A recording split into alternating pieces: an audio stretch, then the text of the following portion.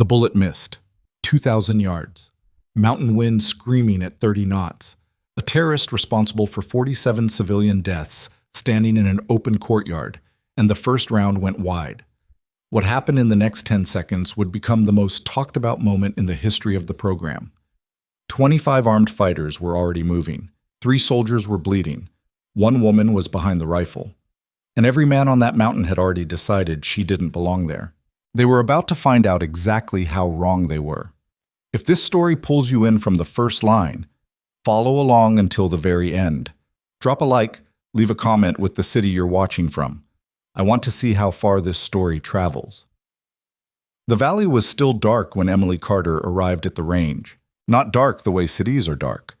That soft, amber haze that never quite lets the sky go black. This was a different kind of dark. The kind that sits on your chest.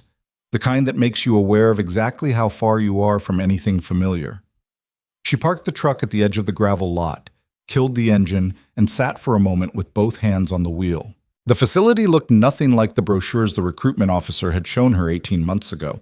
Not that there had been brochures exactly, just a series of increasingly classified briefings, each one stripping away another layer of what she thought she understood about how far a person could push before they broke.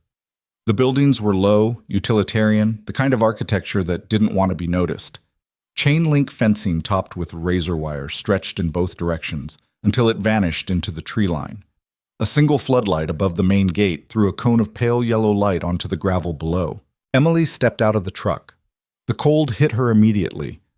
Not the ordinary cold of an autumn morning, but the specific, searching cold of elevation, the kind that finds the gaps in your jacket and settles there. She pulled her collar up and grabbed her kit bag from the passenger seat. The gate guard checked her credentials without a word. Didn't look at her face. Just the card, then the clipboard, then the card again. Carter. He made a small mark. Range 2. Don't be late. She wasn't going to be late. She'd been here for 6 minutes already, and first call wasn't for another 40. That was the point. The locker room smelled like gun oil and wet concrete. Emily set her bag on the bench, began breaking down her gear with the quiet efficiency of someone who'd done this so many times, the movements had stopped requiring thought.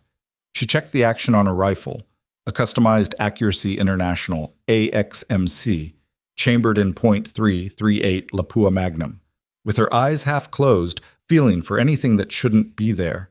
Debris, resistance, anything off. Nothing was off. She reassembled it, wrapped it in a soft case, and sat for a moment on the bench in the empty room. From somewhere outside came the sound of voices. Male voices, low and easy, the kind that come from people who've known each other long enough to stop performing. Laughter. The clink of a metal mug against a railing. 23 other candidates had arrived at Blackstone Ridge over the past 2 weeks. Emily had met most of them during intake processing, a series of medical evaluations, psychological assessments, and skills reviews that had consumed the better part of 4 days. She knew their names. She'd noted their mannerisms. She hadn't said much. People said a lot during intake. They told you about their backgrounds, their unit histories, their most impressive deployments. They were friendly in the way that strangers are friendly when they're sizing each other up, which meant they weren't really friendly at all. Emily had answered the questions asked of her. She'd shaken hands when hands were extended. She hadn't volunteered anything that wasn't requested. She understood what she was walking into. She had understood from the first moment she was offered this slot. The breakfast hall was loud and bright and smelled of bad coffee and scrambled eggs. Emily took a tray, moved through the line efficiently, found a spot at the far end of one of the long tables, and opened the worn brown notebook she carried everywhere. She'd started the notebook in her second week of sniper school, years ago. It was full of calculations, ballistic data, wind call records, elevation charts for ranges she'd shot on, diagrams of wind patterns at various altitudes during various seasons. The margins were filled with notes in handwriting so small it was almost illegible. Adjustments she'd made on particular days. Conditions she'd encountered that the textbooks hadn't prepared her for. Most people would have digitized this information by now. Emily kept it on paper because paper didn't need charging, didn't need a signal, and couldn't be remotely wiped. "You're Carter." She looked up. The man standing across from her with a tray was big, 6'2", maybe 6'3", with the kind of frame that came from years of lifting and not stopping. He had close-cropped sandy hair and light gray eyes that were doing a very specific thing she recognized: cataloging. She was being assessed the same way she'd been assessing everyone else. "That's right," she said. "Derek Cole." He didn't sit down. 10th Special Forces Group, 3 deployments. "Emily Carter." She held his gaze. "What do you need?" Something moved through his expression. Not hostility, exactly. Something more like mild curiosity at finding a sentence he hadn't expected. "Just introducing myself," he said. "You introduced yourself." A beat. He glanced at the notebook, at her tray, at the empty seats on either side of her. "You know what this program is, right?" he said. "What the actual success rate looks like?" 11%, Emily said. "Over the past 6 years. Closer to 8 if you exclude the cohort that completed in unusual circumstances." Cole blinked. "I've done my homework," she said simply, and returned to the notebook. After a moment, she heard him move away down the table. Range 2 was a long valley carved between 2 ridgelines, oriented roughly north-south so that the prevailing winds came across the targets at an angle. This was not an accident. Nothing about Blackstone Ridge was an accident. The range officer, a lean man named Sergeant Vasquez, who communicated primarily through controlled silences and very precise eyebrow movements, had set up a morning evaluation that looked straightforward on paper. 5 targets at varying distances, 600 to 1,400 yards. Static positions, 1 round per target. What the paper didn't mention was that the overnight temperature drop had created a thermal inversion layer at approximately 900 feet that was doing unpredictable things to the wind at the 1,400-yard line. Emily had been watching it since she arrived. The grass along the ridgeline to the right was bending east. The indicator flags at the 800-yard markers were barely moving. At the 1,400 line, the flag was doing something more complex, a stuttering lateral drift that changed direction every 8 to 12 seconds. She'd been recording observations in her notebook for 35 minutes when the rest of the candidates began arriving at the firing line. Cole arrived with a group of 4 others. She heard him say something she couldn't make out, and then quiet laughter. She didn't look up. "Carter," Vasquez appeared beside her. "You've been out here since before first call." "Yes, Sergeant." "That's not required." "No, Sergeant." He looked at her notebook, at the range, at her face. His expression remained precisely neutral. "Wind's irregular today. Thermal inversion. It's shifting between 8 and 12 seconds at the far end, roughly." She paused. "If I'm reading it right." Vasquez looked at the distant flag for a long moment. "Don't tell the others," he said quietly, and walked away. The evaluation began at 800. The process was simple. Each candidate stepped to the line, received their target assignment, and took the shot. Vasquez called each result. There were no second chances. There was no coaching. If you hit, you hit. If you missed, the miss was entered in the record and you moved on. The first 6 candidates were experienced men from serious units. Rangers, Green Berets, a force recon Marine who moved like water. Most of them hit the closer targets cleanly. The results degraded at distance. Understandable, not shameful. The 1,400-yard line, with its misbehaving wind, produced 3 complete misses from the first 6 shooters. Cole stepped up 5th, hit the first 3, pushed his shot on the 4th, a 1,200-yard engagement, and missed by what Vasquez announced was approximately 9 inches left, holding too much. At the 1,400 line, he spent a long time in position, adjusting, breathing. He missed by almost 18 inches. He stepped back from the line and said nothing. His jaw was tight. Emily was 9th. She settled behind the rifle the way she always settled, without ceremony, without the visible routine some shooters use to calm themselves down. She didn't need a ritual. She needed accurate data and a still trigger pull. The first 4 targets she shot in sequence, adjusting between each for the shifting conditions, holding fractionally right on the 1,200 to account for the updraft she'd been watching off the eastern ridgeline. 4 hits. Center mass. Not close. Center. At the 1,400 line, she paused. The flag was doing its stuttering thing. She watched it for 3 full cycles, 8 seconds, 11 seconds, 8 seconds. And on the 4th cycle, when the drift stalled for what she estimated would be another 2 to 3 seconds, she exhaled halfway. The shot broke cleanly. "Hit," Vasquez said. "Center mass." The range went quiet in a way ranges very rarely go quiet. Not silent, There was still wind, still the distant sound of the facility beyond the ridgeline, but the particular ambient noise of 24 men watching and waiting and whispering had simply stopped. Emily ejected the brass, safed the weapon, and stood up. She didn't look at Cole. She didn't look at anyone. She walked back to her position, sat down on the equipment crate, and opened her notebook to record the conditions. That evening, in the long, low building that served as the candidates' quarters, someone moved her equipment. Not dramatically, not in a way that proved anything. Her kit bag had been on the left side of her bunk when she left for the range at 0430 and was on the right side when she returned at 1900. Her rifle case was still locked. Nothing appeared to be missing, but things had been moved. Emily repacked everything methodically, noting the differences without recording them. She checked the action again. She checked the scope mounts, the adjustment turrets, the condition of the bipod. Nothing damaged, nothing tampered with in any way that would show up on the range tomorrow. She made herself a mental note and went to sleep. The following 2 weeks developed a rhythm. Wake at 4:15, at the range before anyone else. Notebook out, data recorded. Wind patterns, temperature, humidity. The way the light changed across the valley as the sun crossed the ridgeline. Things that mattered and things that might not matter, and ways to tell the difference between the two. The program's daily structure was relentless. Physical training before dawn, classroom work through the morning, ballistics, meteorology, concealment and movement, target acquisition, communications protocols, then range time through the afternoon until the light failed. Evening briefings, sleep, repeat. Emily finished each day's shooting evaluation in or near the top position, not always first. On one occasion, a quiet former ranger from Arkansas named Thibodeau beat her on a rapid engagement drill that rewarded pure speed over precision. She studied his technique. On the following day's drill, which weighted accuracy more heavily, she finished first by 4 points. She said nothing about this to anyone. The pushback, when it came from several directions at once. It started as noise, comments overheard in the chow line, in the locker room, in the spaces between evaluations where people stood around and talked. She's getting graded on a curve. Did you see her win call on day 6? She got lucky. The flag stalled. Command needs a female grad. That's what this is. Emily heard all of it. She heard more than people realized she heard, because people consistently underestimated how little of her attention was being spent on the things directly in front of her versus the peripheral information she was quietly collecting.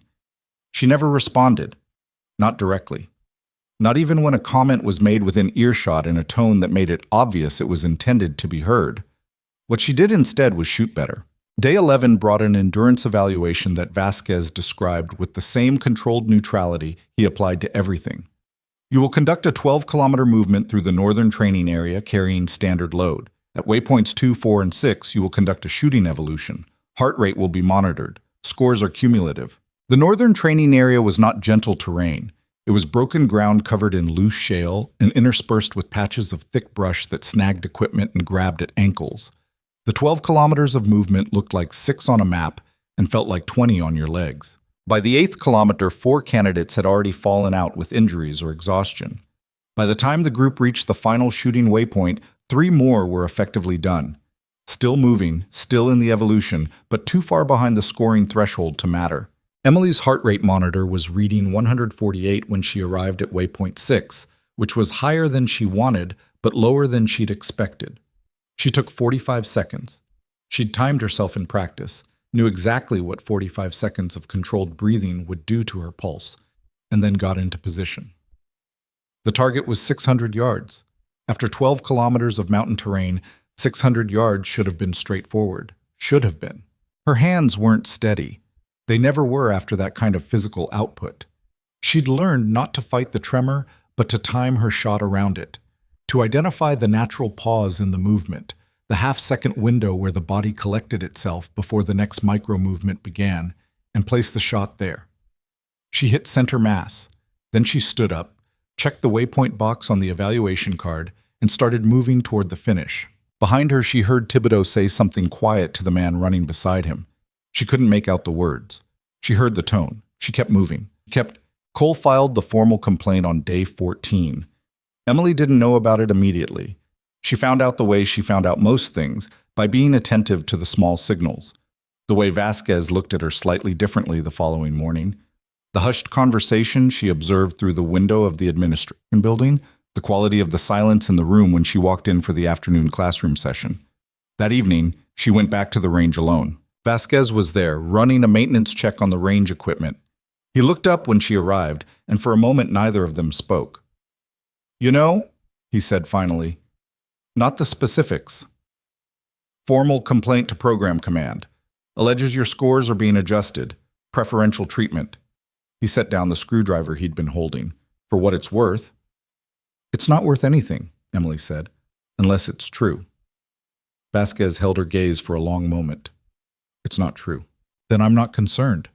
"You should be." His voice was flat and precise, the way all of his communication was flat and precise. "Doesn't matter if it's true. This kind of noise generates friction. Friction slows programs down. Programs that slow down sometimes get reviewed. Reviews sometimes go sideways in ways that have nothing to do with the underlying facts." Emily was quiet for a moment. "What do you want me to do about it?" she asked. "Keep shooting the way you're shooting." He picked up the screwdriver again. "And maybe stop being surprised that this is happening." "I'm not surprised," she said. He looked at her. "I expected it earlier," she said simply, and walked back to the line. She shot alone for 40 minutes in the failing light. Not record-keeping, not evaluation, just the fundamental mechanics of it, the muscle memory that needed regular maintenance the way any precision instrument needed maintenance. Breathing. Position. Trigger pull. Follow-through. When she was done, she sat for a while in the dark with her rifle across her knees and her notebook closed beside her. She thought about a conversation she'd had with her mother, 2 days before she'd received the first classified briefing that eventually led her to Blackstone Ridge. Her mother had asked, with the particular careful gentleness of someone who loved her very much and was not sure how to say what they wanted to say, "Why does it have to be this thing? Why does it have to be this specific thing?" Emily had thought about the answer for a long time before she gave it. "Because I'm good at it," she'd finally said, "and because the people who need it most don't have it yet." Her mother had been quiet. "They won't make it easy for you," she'd said. "I know," Emily had said. "You can't shoot your way past everything," her mother had said. "No," Emily had agreed, "but I can shoot my way past enough of it." The formal complaint was reviewed on day 17. Emily was not present for the review. She was on the range, where she'd been told to report at the same time as every other morning. This was either a sign that the review was a formality or a sign that someone had decided to keep her busy while decisions were made about her. She shot well. When she returned to the facility at 12:30, Vasquez was waiting at the gate. "Complaint's been dismissed," he said. "Training records were examined. There's no basis." Emily nodded. "Cole's still in the program," Vasquez added. "Program commander made the call, said the score differential speaks for itself." "Fine," Emily said. "Is it?" She thought about it. The honest answer was that she would have preferred he was gone.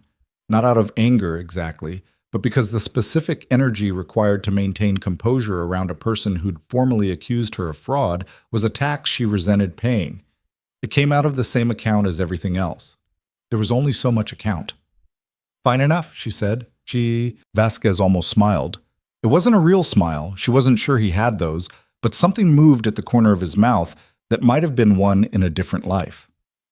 "Day 18 starts at 0500, he said. "Don't be late." She wasn't going to be late. The morning of the 21st day arrived with a specific quality of cold that Emily had started to recognize as a Blackstone Ridge phenomenon. Something to do with the way the valley funneled air overnight, the temperature dropping faster near the floor than anywhere else, leaving the grass crusted white and the equipment crates beaded with frost. She was at the range at 0412, which was earlier even than her usual early. She set up her position facing east toward the ridgeline where the dawn would eventually appear, and opened her notebook. The pages had started to curl at the edges from exposure, from the cold and the occasional rain and the general indignity of being handled in field conditions. She smoothed them flat with the side of her hand. She'd shot 7,231 rounds since the beginning of the program.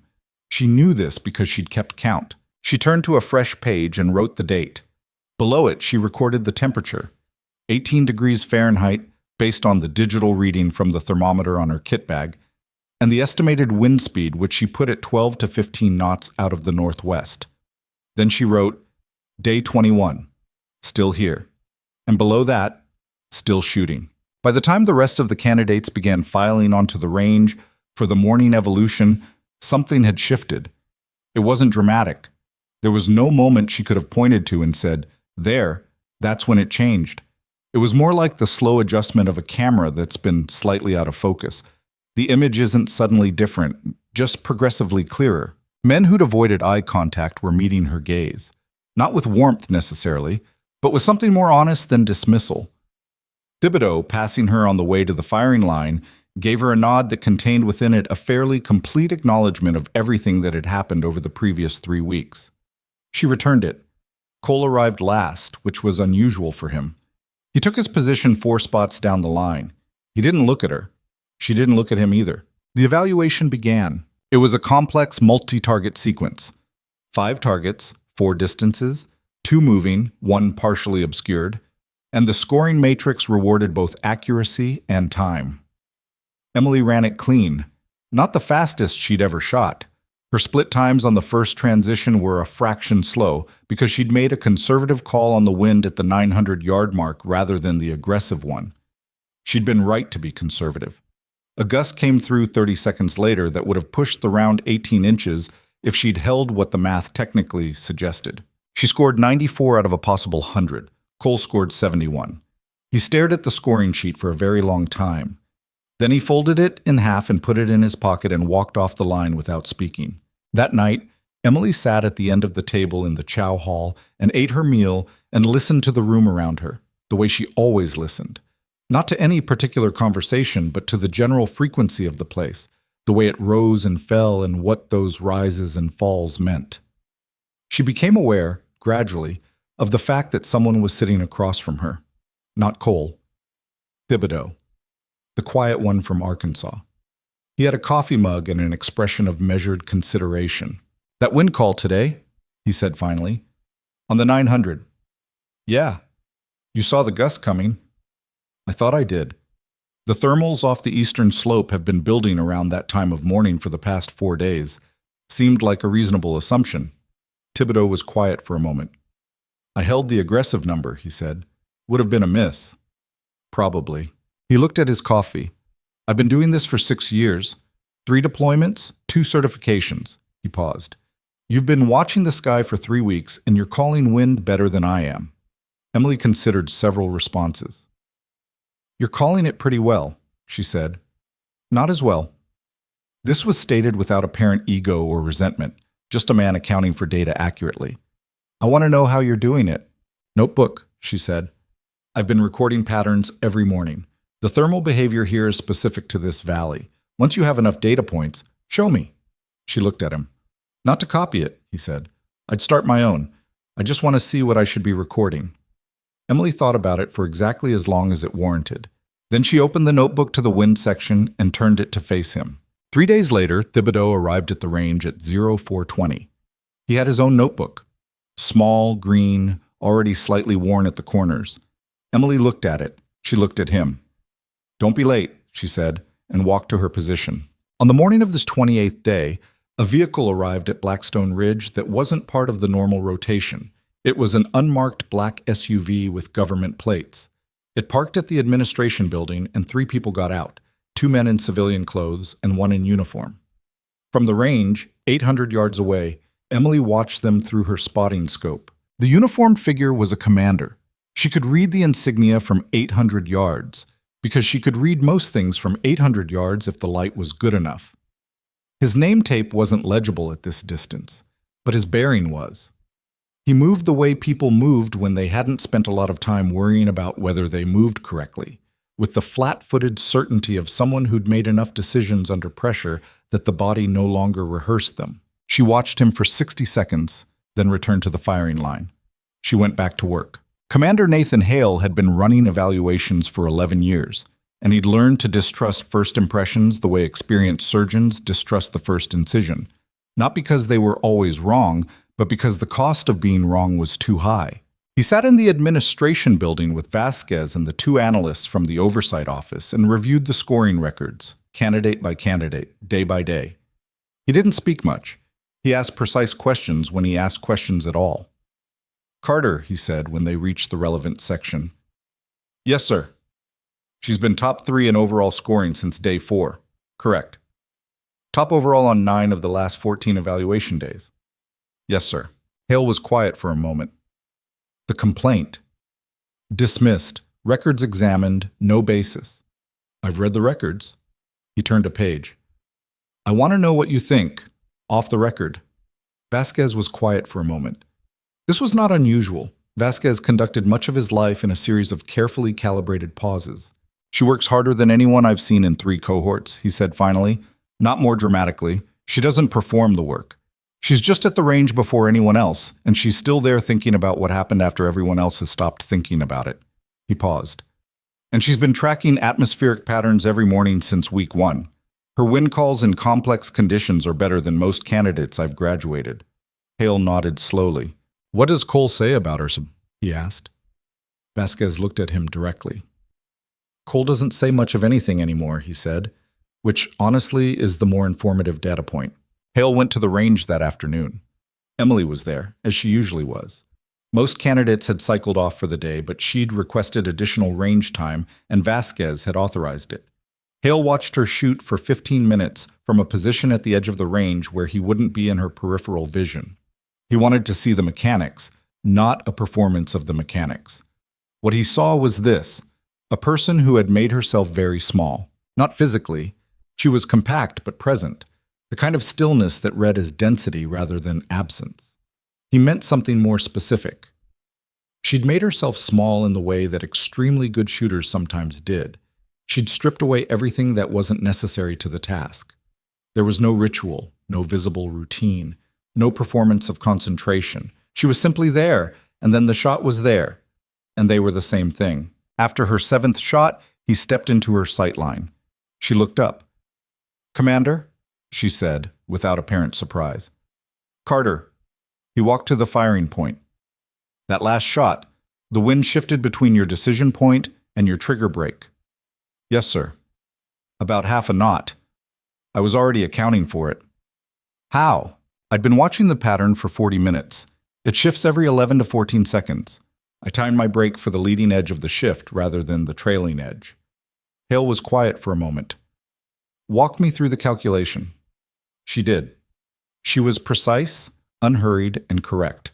When she was done, he looked at her for a moment. "You've been here 28 days, he said. "Yes, sir." "You've been at this range for approximately 20 of them before first call." "Yes, sir." "Why?" She held his gaze. "Because the wind doesn't stop changing at night, sir. And if I want to call it accurately at 0900, I need to know what it was doing at 0500. Hale nodded once. "I'll be at the evaluation tomorrow," he said. "I'll be here," Emily said. He started to turn away. "Sir?" Her voice stopped him. It wasn't loud. It had the particular quality of a sentence that didn't need volume to command attention. He turned back. "Is there something specific you're evaluating for?" she asked. It was a direct question, not aggressive, not political, just direct. The kind of directness that came from someone who was too tired and too focused to perform deference. Hale looked at her for a long moment. "I'll let you know," he said.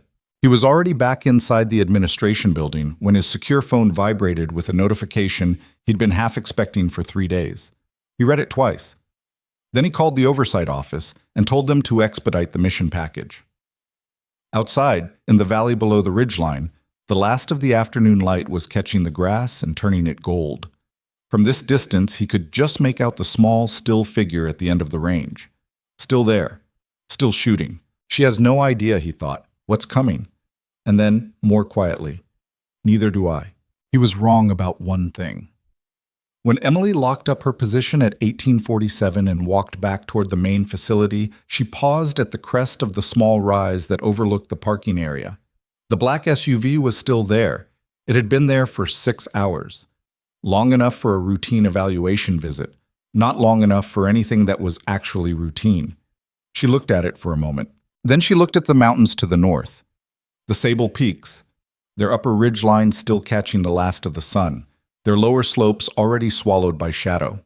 She'd been looking at those mountains since she arrived. She didn't know why exactly. She filed the feeling under unknown variable and walked back to the facility. She was asleep by 2100. At 2147, a sealed envelope appeared under the door of the administration office. Inside, coordinates, an elevation profile, a wind analysis that no civilian meteorologist had produced, and at the top of the page, a single line, target located, window, 96 hours. In her bunk, 20 meters away, Emily Carter slept the precise, disciplined sleep of someone who had learned a long time ago that rest was a weapon, and you kept your weapons in good condition. She didn't know about the envelope. She didn't know that by this time tomorrow, her name would be in a classified briefing being read by people she'd never met, in a room she'd never been in, arguing about whether she was ready for something none of them had ever seen a woman do before. She didn't know any of it.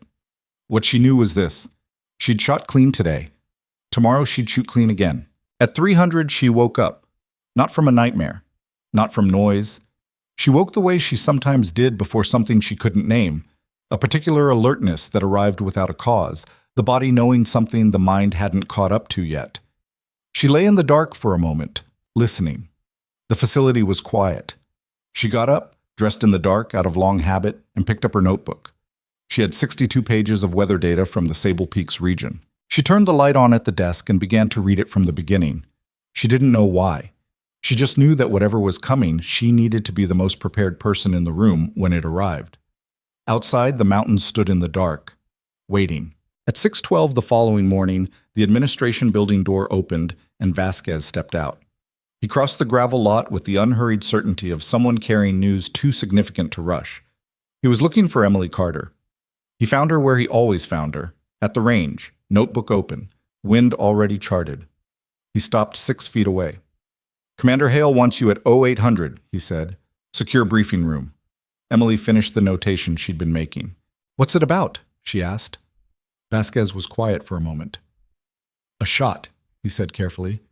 "That may or may not be possible." Emily looked up from the notebook.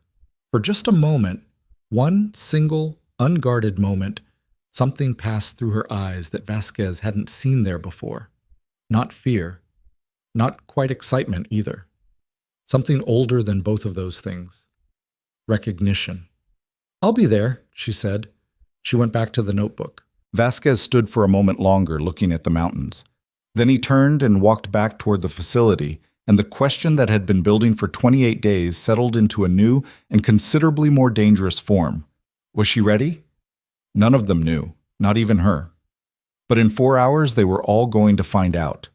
The briefing room had no windows. That was the first thing Emily noticed when she stepped inside at 7:58, 2 minutes early, which was as close to on time as she ever got. The room was underground, or felt like it. Low ceiling, fluorescent lighting that buzzed at a frequency just below conscious awareness.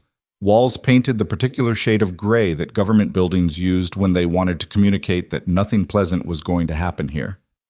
A long table, 6 chairs, a projection screen at the far end that was currently dark. Hale was already there, standing at the far end of the table with a paper cup of coffee he wasn't drinking.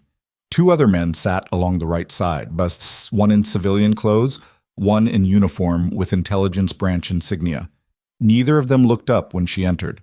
Vasquez was not there. Emily took the chair closest to the door. Not because she planned to leave, because the chair closest to the door put her back to the wall and gave her the widest sightline across the room. Old habit, the kind you don't think about until someone asks you about it, and then you realize you can't remember learning it. Hale looked at her over the rim of the paper cup. "Right on time," he said. 2 minutes early, sir." "For you, that's right on time."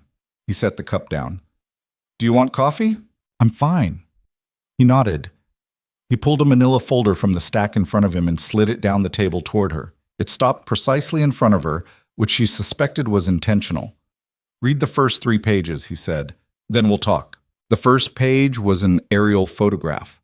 High resolution, taken from an altitude she estimated at somewhere between 8 and 12,000 feet based on the scale of the structures below. A compound, rough stone construction, rectangular layout, built against the face of a mountain with the natural terrain providing cover on 2 sides. A courtyard in the center. Vehicle tracks in the dirt indicating regular traffic on a single access road that came in from the southwest. The second page was a target profile. She read it without expression. A man named Karim Rahman, 43 years old, responsible for multiple mass casualty events across a region she recognized by the geographic markers, even though the document used coordinates rather than country names. She didn't linger on the casualty figures, not because they didn't register, but because they registered in a way that required management, and this wasn't the time for that. The third page was a range and elevation analysis. The optimal firing position, based on the terrain and the available concealment, was located at a distance of approximately 1,940 yards from the center of the target courtyard. The elevation differential was significant. The firing position was above the target, which affected the ballistic solution in ways she was already beginning to calculate in the back of her mind. She set the pages down. 1940, she said. Approximately, Hale said. The survey team puts it between 1920 and 1960, depending on final position selection. Wind data? The uniformed intelligence officer, she still didn't have a name for him, opened a folder of his own and slid 2 sheets across the table. She looked at them. Mountain valley terrain, prevailing winds from the northwest, but the compound's position relative to the surrounding peaks created a funnel effect that the meteorological model flagged as producing variable lateral winds in the lower elevation zones. The kind of wind behavior she'd spent 28 days studying in a different valley, in different mountains, for reasons that were beginning to make a new kind of sense. The thermal behavior here, she said, tapping the topographic section of the chart. This ridge on the eastern face, it's going to create an updraft in the afternoon, changes the vertical hold. The intelligence officer looked at her for the first time since she'd entered. That analysis isn't in the briefing package, he said. No, she agreed. It's in the terrain profile on page 3 if you read the elevation differential against the standard atmospheric lapse rate for this altitude range. A silence. Hale picked up his coffee cup again. He looked like a man working very hard not to show what he was thinking, and mostly succeeding. The mission window is 92 hours from right now, he said. We have intelligence indicating the target will be at this location for approximately 36 hours within that window. The specific timing is uncertain, which means the team goes in, establishes position, and waits. How long of a wait? Unknown. Could be hours. Could be a day. Emily nodded slowly. And the rest of the package? Insertion team? 6-man element, 2 medics. Ground team handles security and extraction. Your role is singular. First combat engagement, she said. It wasn't a question. Yes. She looked at the aerial photograph again. 1,940 yards. Variable mountain winds. An unknown wait time followed by a window that could open and close in under a minute. Who else are you considering? She asked. The intelligence officer shifted in his chair. Hale's expression didn't change. That's not relevant to this conversation, Hale said. It is if there's a more qualified candidate. There isn't. He said it without hesitation, without performance, like a man stating the boiling point of water. You're the top scorer in the program. You have the strongest complex condition performance in 4 cohorts, and you've been tracking atmospheric patterns in mountainous terrain every morning for 4 weeks, which is either remarkable preparation or a significant coincidence. Emily said nothing. Is it a coincidence? He asked. No, sir. What is it? She thought about how to answer that. She looked at the photograph again, at the distant rocky ridgelines in the background that were just barely visible at the edge of the frame, catching the morning light. I've been looking at those mountains since I got here, she said finally. I don't have a rational explanation for it. I started recording the data because I thought it might matter eventually. Hale was quiet for a moment. It matters now, he said. She had 4 hours before the next briefing, and she spent most of them at the range, not shooting, just sitting at the firing point with the aerial photograph on the ground in front of her, weighted at the corners with empty brass and the wind data sheets beside it. She was doing the thing she always did when a problem was too large to solve directly. She was breaking it into its component parts and looking at each one separately without the distortion that came from trying to hold all of them at once. 1,940 yards. She'd shot at 1,800 in training twice, both times in controlled conditions with accurate meteorological support and no extraction pressure and no armed opposition and no consequence if the shot didn't connect on the first attempt. This would be different from all of those things. She knew it intellectually. She hadn't felt it yet. The particular quality of weight that came from consequence. She suspected she wouldn't feel it until she was actually in position, and by then there would be no useful response to feeling it except to do the work anyway. The thing nobody told you about pressure was that it didn't feel like pressure from the inside. It felt like stillness. The world got very quiet and very specific, and the only thing in it was the target and the wind and the distance between you and the place the round needed to be. Or at least, that was what it had felt like in training. She didn't know what it would feel like for real. She wrote that in the notebook. Unknown variable. Response to first combat condition. Below it she wrote, preparation doesn't eliminate the unknown. It just reduces the radius of it. She stared at that for a while. Then she put the notebook down and looked at the mountains. She heard Cole before she saw him. His footsteps on the gravel had a specific quality, heavier on the right foot, the result of an old knee injury he'd mentioned once in a casual context that she'd filed and retained without meaning to. He stopped about 8 feet away and stood there for a moment without speaking. She didn't turn around. "You're going on the mission," he said. It wasn't a question. In a facility this size, with a briefing room this thin-walled, certain things move through the population with a speed that official information management couldn't contain. "I haven't been told that officially," she said, "but you are." She said nothing. Cole was quiet for a moment. When he spoke again, the edge she was used to hearing wasn't there. Something flatter had replaced it. 1,900 yards, he said, in mountain conditions. Approximately. You've shot 18 in training. Yes. That's not the same thing. No, she agreed. It isn't. Another silence. The wind came through the valley and moved the grass along the distant ridgeline in a slow wave, left to right. "You know what the difference is," he said, "between training and real? It's not the distance. It's not even the wind." He paused. "It's that when you miss in training, someone writes it in a notebook and you go again. Out there, if you miss..." "I know what happens if I miss," she said. "Do you?" She turned then. She looked at him directly, at his face, which was doing something she hadn't seen it do before. Not contempt, not resentment. Something closer to concern, and she didn't entirely know what to do with that. "I've been running this calculation since I sat in that briefing room," she said. "I know what's at stake. I know the variables I can control and the ones I can't. I know it's not the same as training." She held his gaze. "What do you want me to say?" Cole stared at her. "I want you to say you're not sure," he said. "I want you to say it scares you, because if you're sitting here completely calm about a shot nobody in this program has ever been asked to make in live conditions..." "It scares me," she said flatly. He stopped. "Of course it scares me. That's not the relevant question." She turned back to the photograph. "The relevant question is whether I can do it anyway." Cole stood there for another moment. "Can you?" he asked. "I don't know," she said. "I won't know until I do it." She heard him exhale, long and slow, through his nose. "That's the most honest thing I've heard anyone say in this program," he said. And then he walked away back across the gravel toward the main building, his footsteps heavy on the right and lighter on the left, receding. Emily looked at the aerial photograph. She looked at the distant mountains.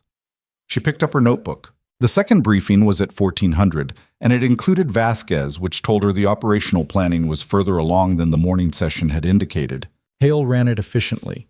Insertion route, extraction contingencies, communication protocols, the specific sequence of events that would unfold from the moment the helicopters left until the moment they returned. The intelligence officer briefed the target pattern analysis. Based on previous observation, Rahman typically appeared in the courtyard between 0900 and 1100 local time. This was habit. Habits were exploitable. "The ground team leads from the LZ," Hales said. "Sergeant First Class Marcus Webb is your security element. 6 men, 2 medics embedded. Your shot is the triggering event. Once you fire, extraction begins immediately, regardless of outcome." "Rules of engagement?" "Single target authorization. The ground team engages only if fired upon. And if the shot window doesn't open on day 1, you wait." "For how long?" Hale looked at her. "Until it opens." Emily nodded. She made a note. Communications during the wait period? Radio silence unless compromised or emergency. Webb has final authority on ground security. Your authority is the shot. He paused. There's no ambiguity in that hierarchy. You shoot when you have the shot. Webb calls everything else. Understood. The intelligence officer slid another document across the table, a supplementary package, thicker than the first. She opened it and found detailed imagery of the compound from multiple angles, building measurements, vehicle positions, personnel pattern analysis over a 12-day observation period. She spent 40 minutes going through it, page by page, asking occasional precise questions that Hale answered or flagged for follow-up with equal precision. The intelligence officer stopped shifting in his chair around the 20-minute mark. By the 30-minute mark, he was contributing information without being asked. Vasquez, who had sat silently through most of it, spoke once near the end. "The support position," he said. "Page 7, option 2. He was looking at Hale. "The thermal behavior she described this morning. If she's right about the updraft pattern on the eastern ridge." "Option 2 puts me closer to it," Emily said. "Higher exposure, but better access to the natural windbreak in the rock formation to the northeast." She'd identified it from the topographic overlay. "If the lateral winds are doing what I think they're doing in that valley, I want to be behind that feature, not in front of it." Vasquez looked at her. "You want to be 200 meters further from the target than the primary position to get behind a rock," he said. "I want to be where the wind makes sense," she said. 200 extra yards on a shot this size matters less than a wind call that's 18 inches wrong." A silence settled over the table. It was the particular silence of people recalibrating. Hale made a note on his pad. "We'll survey position 2 as the primary," he said.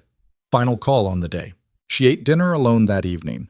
Not because she wanted to be alone. She'd stopped having a preference about that around week 2, when the energy required to actively seek solitude began to exceed the energy required to simply not engage. But because the table she chose happened to be unoccupied, and nobody came to join her, and she didn't register the absence of company until she was most of the way through her meal. She was running this ballistic solution in her head. Not on paper. She'd do that later, more systematically. Right now she was doing the instinctive version, the one that happened in the part of the brain that had processed so many similar problems that it had built a compressed model of the physics involved and could run approximations faster than the analytical mind could catch up with. 1940 yards, 338 Lapua Magnum, muzzle velocity approximately 2,850 feet per second. Time of flight to target at this distance, somewhere between 2.4 and 2.6 seconds, depending on exact atmospheric conditions. Bullet drop, significant, in excess of 600 inches, more than 50 feet, fully compensated for by the elevation hold dialed into the scope. Lateral wind correction, where everything got complicated. The honest answer was that she didn't know exactly what the wind was going to be doing in that valley on that day. She could make educated projections based on the meteorological data and her own observational framework and the terrain analysis she'd been running in her head since morning. Those projections would be better than most. They would not be perfect. Nothing at this distance was perfect. You made the best call you could, and you pulled the trigger, and you found out. She thought about what Cole had said. That's not the same thing. He was right. Training was a simulation of pressure. The real thing was pressure. Actual, irreducible, carried in the body, and not just the mind. She knew this intellectually. She couldn't know it experientially until she was there.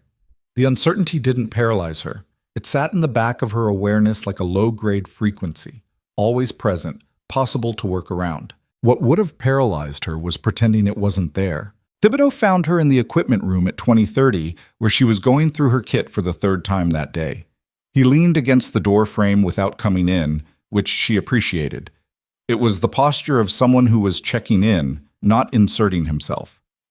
"You're going out," he said. "Looks that way." "When?" "I don't know, soon." He was quiet for a moment, watching her work. She checked the scope mounts, found them secure, checked them again, because that was the protocol. And protocols existed for reasons you'd be grateful for at the moment you were most grateful not to need them. "That position you're taking," he said, "the 1-200 out from the primary. Option 2. I read the terrain profile when Vasquez left the briefing package in the common room." He paused. "Probably shouldn't have, but I did." "What about it?" "That rock formation, northeast of the compound. I've been looking at the topographic overlay." He was choosing his words carefully. "There's a secondary access route from that position that isn't in the extraction plan. Emily's hand stopped moving. It's a longer route, he continued. Adds about 20 minutes to the extraction timeline. But if the primary route is compromised, has anyone flagged this to Hale? I'm flagging it to you. She looked at him. I don't have authorization to walk into Hale's office at 2030 with an unsolicited concern about an operational plan I wasn't supposed to read, Thibodeau said, with the practical directness of a man who understood institutional dynamics. You do. Emily set down the scope. Show me, she said. He pushed off the door frame and came into the room, unfolding a printed copy of the topographic overlay. He'd marked the secondary road in pencil, neat hatched lines following the natural contour of the terrain. She studied it for 3 minutes. He was right. She didn't say so immediately because she was already thinking about the extraction timing and whether 20 minutes mattered. It mattered, everything mattered. The question was whether it mattered more than the operational security advantage of having a secondary egress that the compound's defenders wouldn't have mapped. Give me that, she said, and he handed her the sheet. Hale opened his door at 2047, still in his uniform, which told her he hadn't been planning to sleep any time soon. He looked at her, looked at the sheet in her hand, and stepped back to let her in.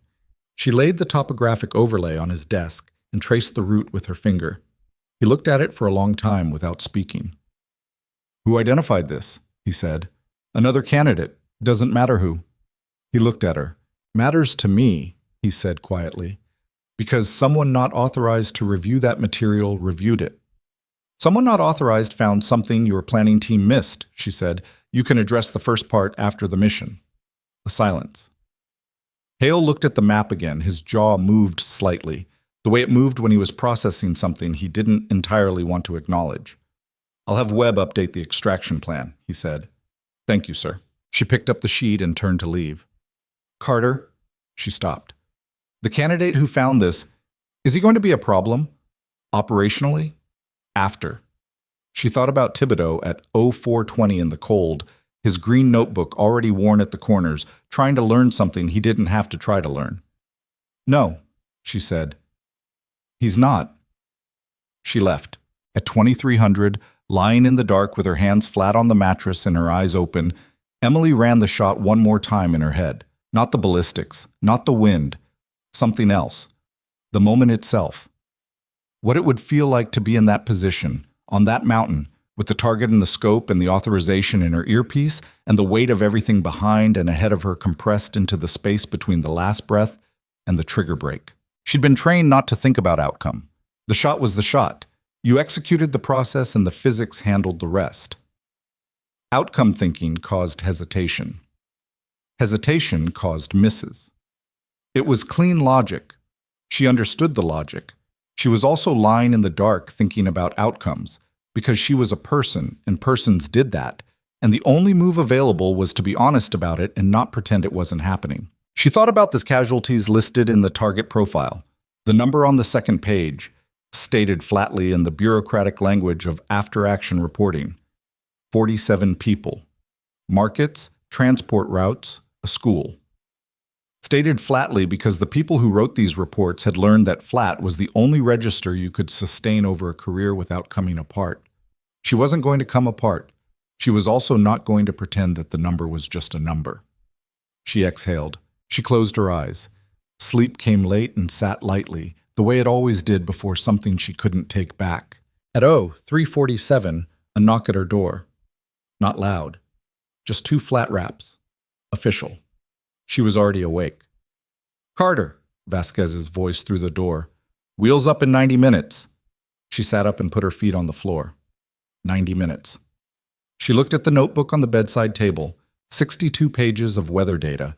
4 weeks of mornings before dawn, all of it pointing at this specific moment like a compass that hadn't known what it was oriented toward until right now. She picked it up. She put it in her kit bag. She began to get ready. The hangar was cold and lit by harsh overhead work lights that made everything look simultaneously too bright and too shadowed. The helicopter, a modified MH-60 with external fuel tanks for extended range, sat in the center with its rotors still. A maintenance crew doing final checks around it with the unhurried professionalism of people who had done this many times. Webb was there. She recognized him from the briefing photograph. Taller in person, with the kind of weathered stillness that came from years of waiting in places nobody would choose to wait in. He looked at her when she walked in and gave a nod that communicated several things at once: assessment, acknowledgement, provisional acceptance. It was the nod of a man who hadn't yet decided what he thought about her but was prepared to find out. She returned it. The 5 other team members were running their own equipment checks around the helicopter. They looked at her with varying degrees of curiosity and restraint. No one said anything hostile. No one said anything welcoming either. They were doing what experienced operators did before a mission. They were becoming the version of themselves that the mission required, and that version didn't have room for social dynamics. She understood that. She was doing the same thing. Hale was standing near the hangar door. He walked over when she arrived and stood beside her for a moment, looking at the helicopter. "Last chance," he said. "For what?" "To ask a question you haven't asked yet." Emily thought about it. "The window when he appears," she said. "The 0900 to 1100 pattern. How reliable is that intelligence?" "Reliable enough to base a mission on. Not reliable enough to bet your life on." "So we wait until he appears, however long that takes." "Yes, and if he doesn't appear within the window, then we come home and we recalibrate." She nodded. "That's the question you were waiting for?" he asked. "That and one other." She looked at him. "The team, Webb and his people. Do they know this is my first combat engagement?" Hale was quiet for a moment. "They know," he said. "What do they think about it?" "Ask them yourself." He glanced at her. "Or don't. Either way, it won't change what you do when the window opens." Emily looked at the helicopter, at the rotor still and waiting, at the dark rectangle of the hangar door and the darker sky beyond it. "No," she said. "It won't." Hale looked at her for a long moment, the way he'd looked at her on the range on day 28, with the particular attention of someone who was storing what he observed rather than reacting to it. "Pre-mission checks in 40 minutes, he said, and walked away. Emily set down her kit bag. She opened it. She began her checks. Around her, the maintenance crew moved with quiet efficiency, and the helicopter sat in the middle of the cold hangar light, and somewhere out there in the dark, the mountains were doing whatever mountains did at 0400, holding the cold, holding the wind, holding the specific and indifferent silence of altitude. She would be there soon. She focused on the task in front of her. One thing at a time. First the equipment, then the flight, then the mountain, then the shot. The rotors came up slowly, then all at once. Emily felt the vibration before she heard it, a deep mechanical shudder that moved through the airframe and into the seat and up through her spine. The kind of sensation that bypassed the nervous system's usual filtering and landed somewhere older and more fundamental. She'd been in helicopters before, a dozen times, maybe more, in training contexts that had never felt like this one felt. She looked straight ahead. Webb was across from her in the jump seat, close enough that she could see the reflection of the interior lights in his eye protection. He was running a final comms check on his radio, a sequence of call-outs, confirmations, call-outs again, his voice flat and professional and completely unremarkable, the voice of a man for whom this was simply work. She wanted that. She wanted the version of herself that was already there, that had already made the crossing from this side to the other side, where the work was just work. She wasn't there yet. She was getting there. The hangar fell away below them as the helicopter lifted, and for a moment she could see Blackstone Ridge from above. The long scar of Range 2 in the darkness, the administration building, the gravel lot where the black SUV had sat 2 days ago. Then the tree line swallowed it, and there was only sky. She opened her notebook to the wind section and began reading by the red light clipped to her vest. The flight was 2 hours and 40 minutes. She spent the first hour reviewing data. Wind patterns, topographic overlays, the imagery package she'd memorized but went through again anyway because repetition at this stage wasn't redundancy. It was compression, pushing the information deeper into the place where it would be available without conscious retrieval in the moments when conscious retrieval wasn't going to be possible. She spent the second hour not doing anything. This had been harder to learn than almost anything else in the program. The ability to stop processing, to let the mind idle rather than strain against the absence of input, to simply exist in the body for a while without demanding that the body do something productive with the time. It didn't feel restful. It felt like holding a position under load. The effort was real, it just wasn't visible. Webb watched her during that second hour. Not obviously. He was a professional, and professionals didn't stare. But she was aware of it the same way she was aware of most things, peripherally, without directing attention at it. About 30 minutes from the LZ, he leaned forward. Carter? Webb. You've been briefed on the signal protocol. 3 clicks for target and courtyard, single click for abort, continuous for compromise. Good. He paused. One thing not in the briefing. She looked at him. Raman's security element, he said. The pattern analysis puts them at 6 to 8 personnel during courtyard activity. Intelligence says light arms, 2 on the roof of the north building, others mobile. He held her gaze. If we're compromised before the shot, my team goes loud. That's going to create noise. Significant noise. You need to be able to maintain your position and your process through that. I understand. I'm not asking if you understand, he said. I'm asking if you've done it. No, she said. I haven't. Webb nodded slowly. It wasn't a nod of satisfaction or dissatisfaction. It was the nod of someone receiving accurate information and filing it. Then here's what I need you to know, he said. If it goes loud, don't look at what my team is doing. Don't track the contact. Whatever's happening on the ground, that's my problem. The scope is your world. Everything outside the scope is mine. Understood. If I give you the abort signal, I respond to the abort signal. Even if the target is in the courtyard. She looked at him steadily. Even then, he held her gaze for another moment, checking something she couldn't fully identify. Not honesty, exactly. Something more specific. Whether the answer came from her head or her gut. Whatever he found, he leaned back. Good, he said, and went back to his own preparations. The LZ was a rocky plateau 6 kilometers southwest of the compound, barely large enough for the helicopter to settle before the rotors were already spinning down to a minimal hold. The door opened and cold hit her like a wall. Not the Blackstone Ridge cold she'd adapted to, but a different altitude entirely, the kind of cold that carried real intent. Emily moved with the team, silent and quick, away from the helicopter toward the tree line at the plateau's edge. Behind her, she heard the rotors build again, and then the sound was diminishing, and then it was gone, swallowed by the mountains, and they were alone. Webb signaled. Hand motions, no words. The team understood and moved without discussion, spreading into a loose tactical formation that put Emily and her rifle in the center rear with 2 security elements on the flanks. She matched the pace without being told the pace. It was a deliberate movement speed, not a rush, conserving energy for the elevation gain ahead. The route to Position 2 climbed approximately 400 meters over 2.5 kilometers of broken terrain. She'd studied it on the topographic overlay until she could have walked it in the dark. She was walking it in the dark. The mountain was nothing like the overlay.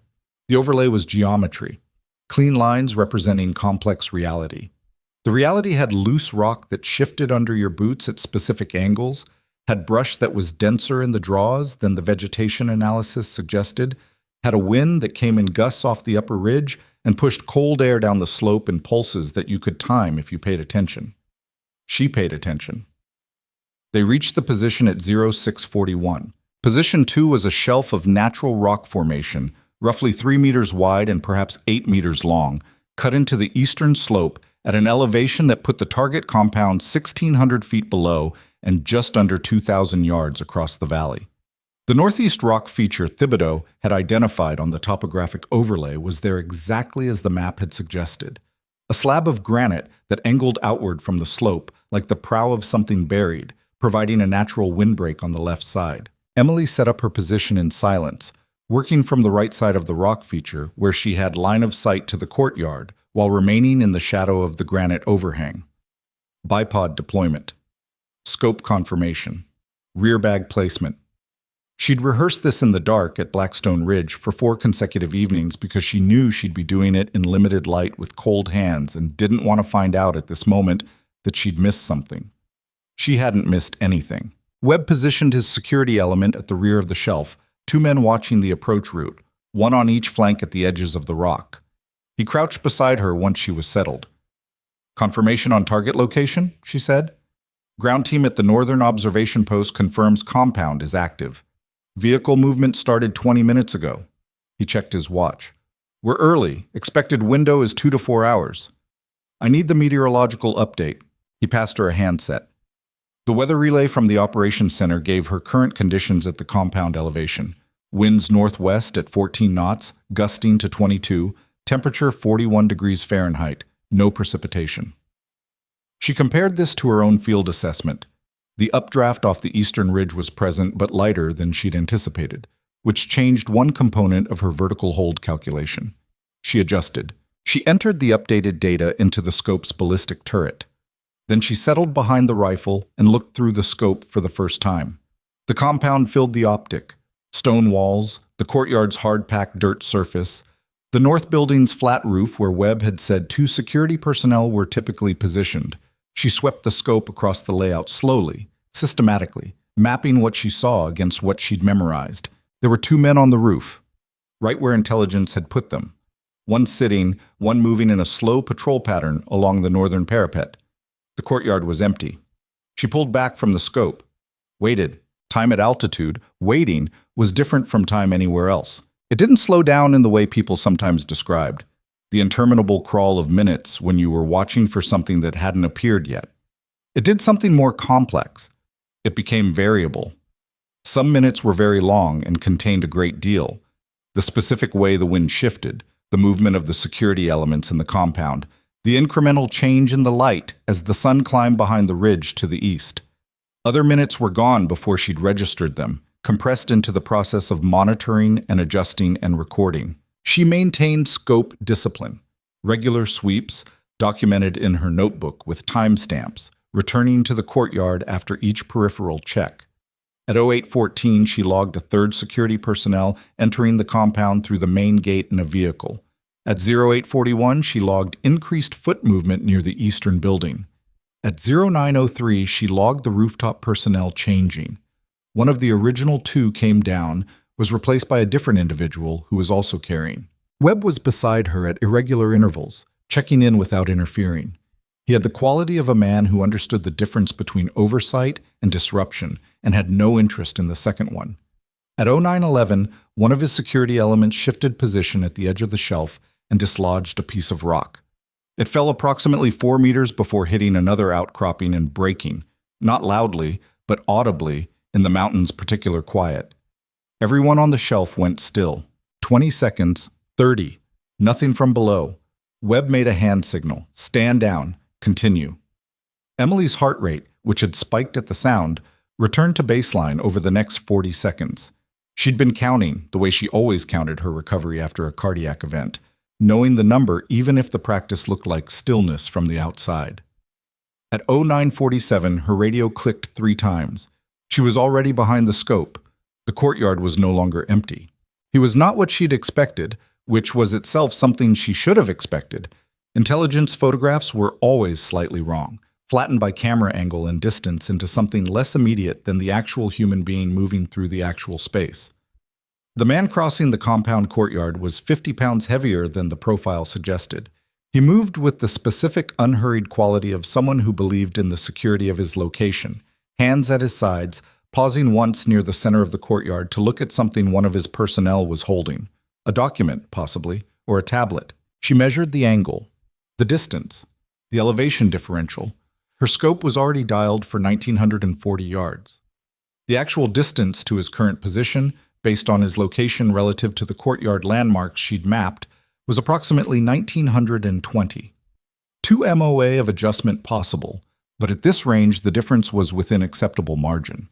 She made a fractional elevation correction and left it. The wind. She watched the indicator she'd placed. A length of surveyor's flagging tape on a short rod, positioned at the shelf's edge at a distance that gave her a mid-range wind reading. It was moving laterally at roughly 12 knots.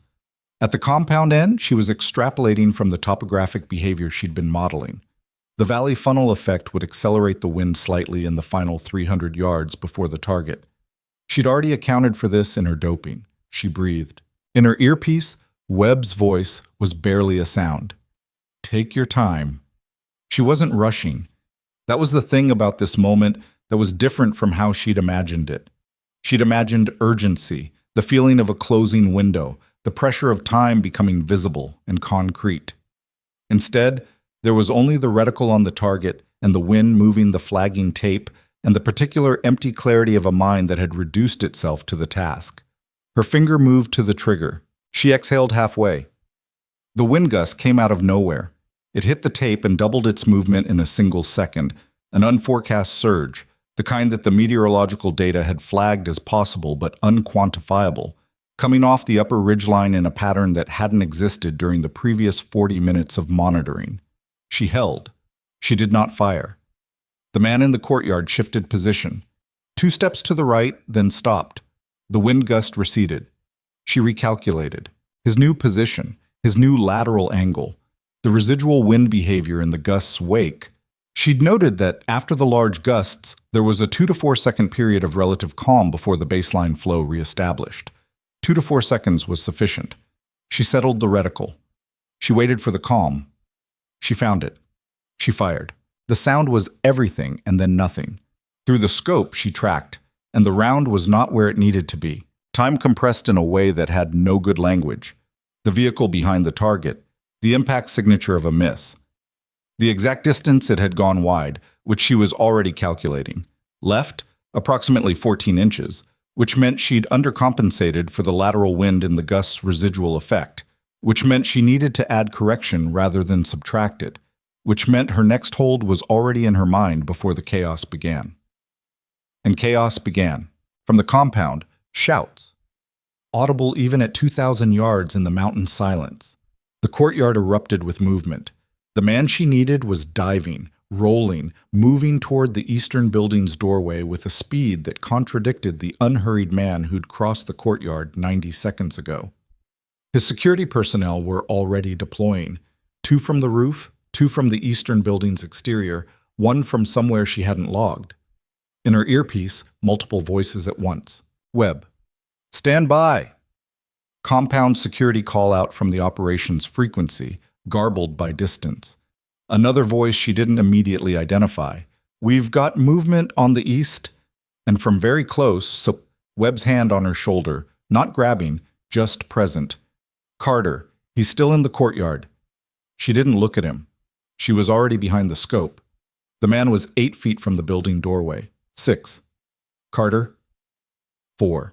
She had him in the reticle. The corrected hold. The residual wind had settled into the baseline. She'd been watching it with the part of her attention that wasn't on the target, timing it, and it was at 12 knots and stable, which was what she'd originally modeled before the gust disrupted everything. She exhaled.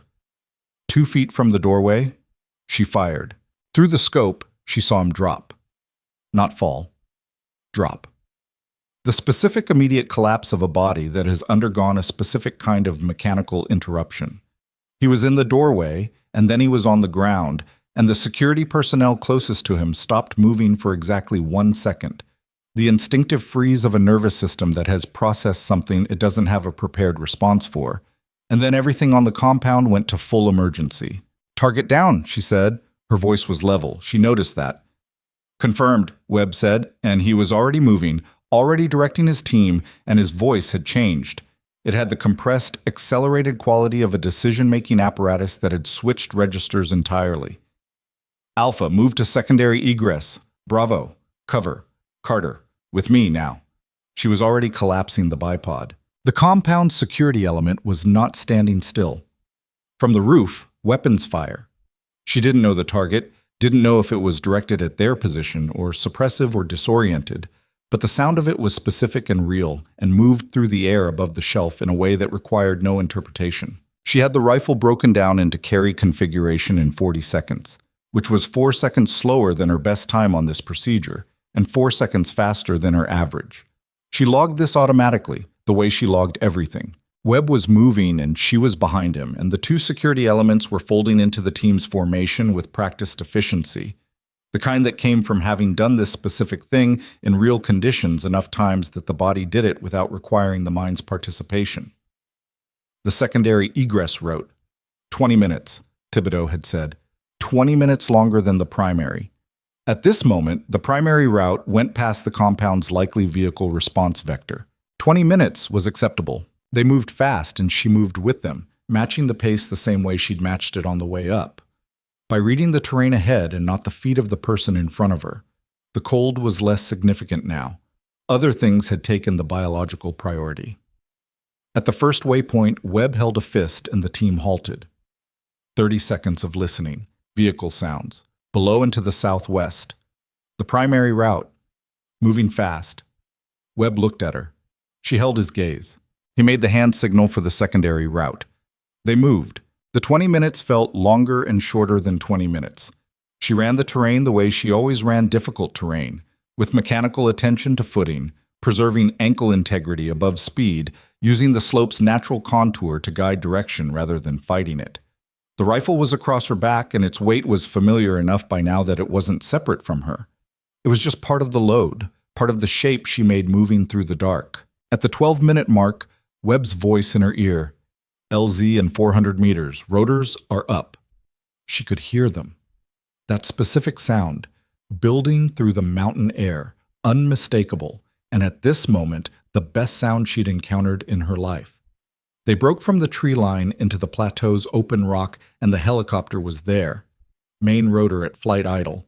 The crew chief standing at the door making a hand signal that meant now, faster, get in. She got in. The door closed.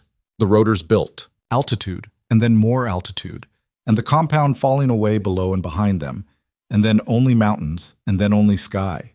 She became aware gradually that her hands were shaking. Not badly, not in a way that would have been visible to someone not paying close attention, but she could feel it. The fine tremor that came from adrenaline leaving the system, from the body standing down from whatever state it had been in for the past several hours, and beginning the long accounting of what it had spent. She looked at her hands. She turned them over, turned them back. She closed them into fists and held that for a moment.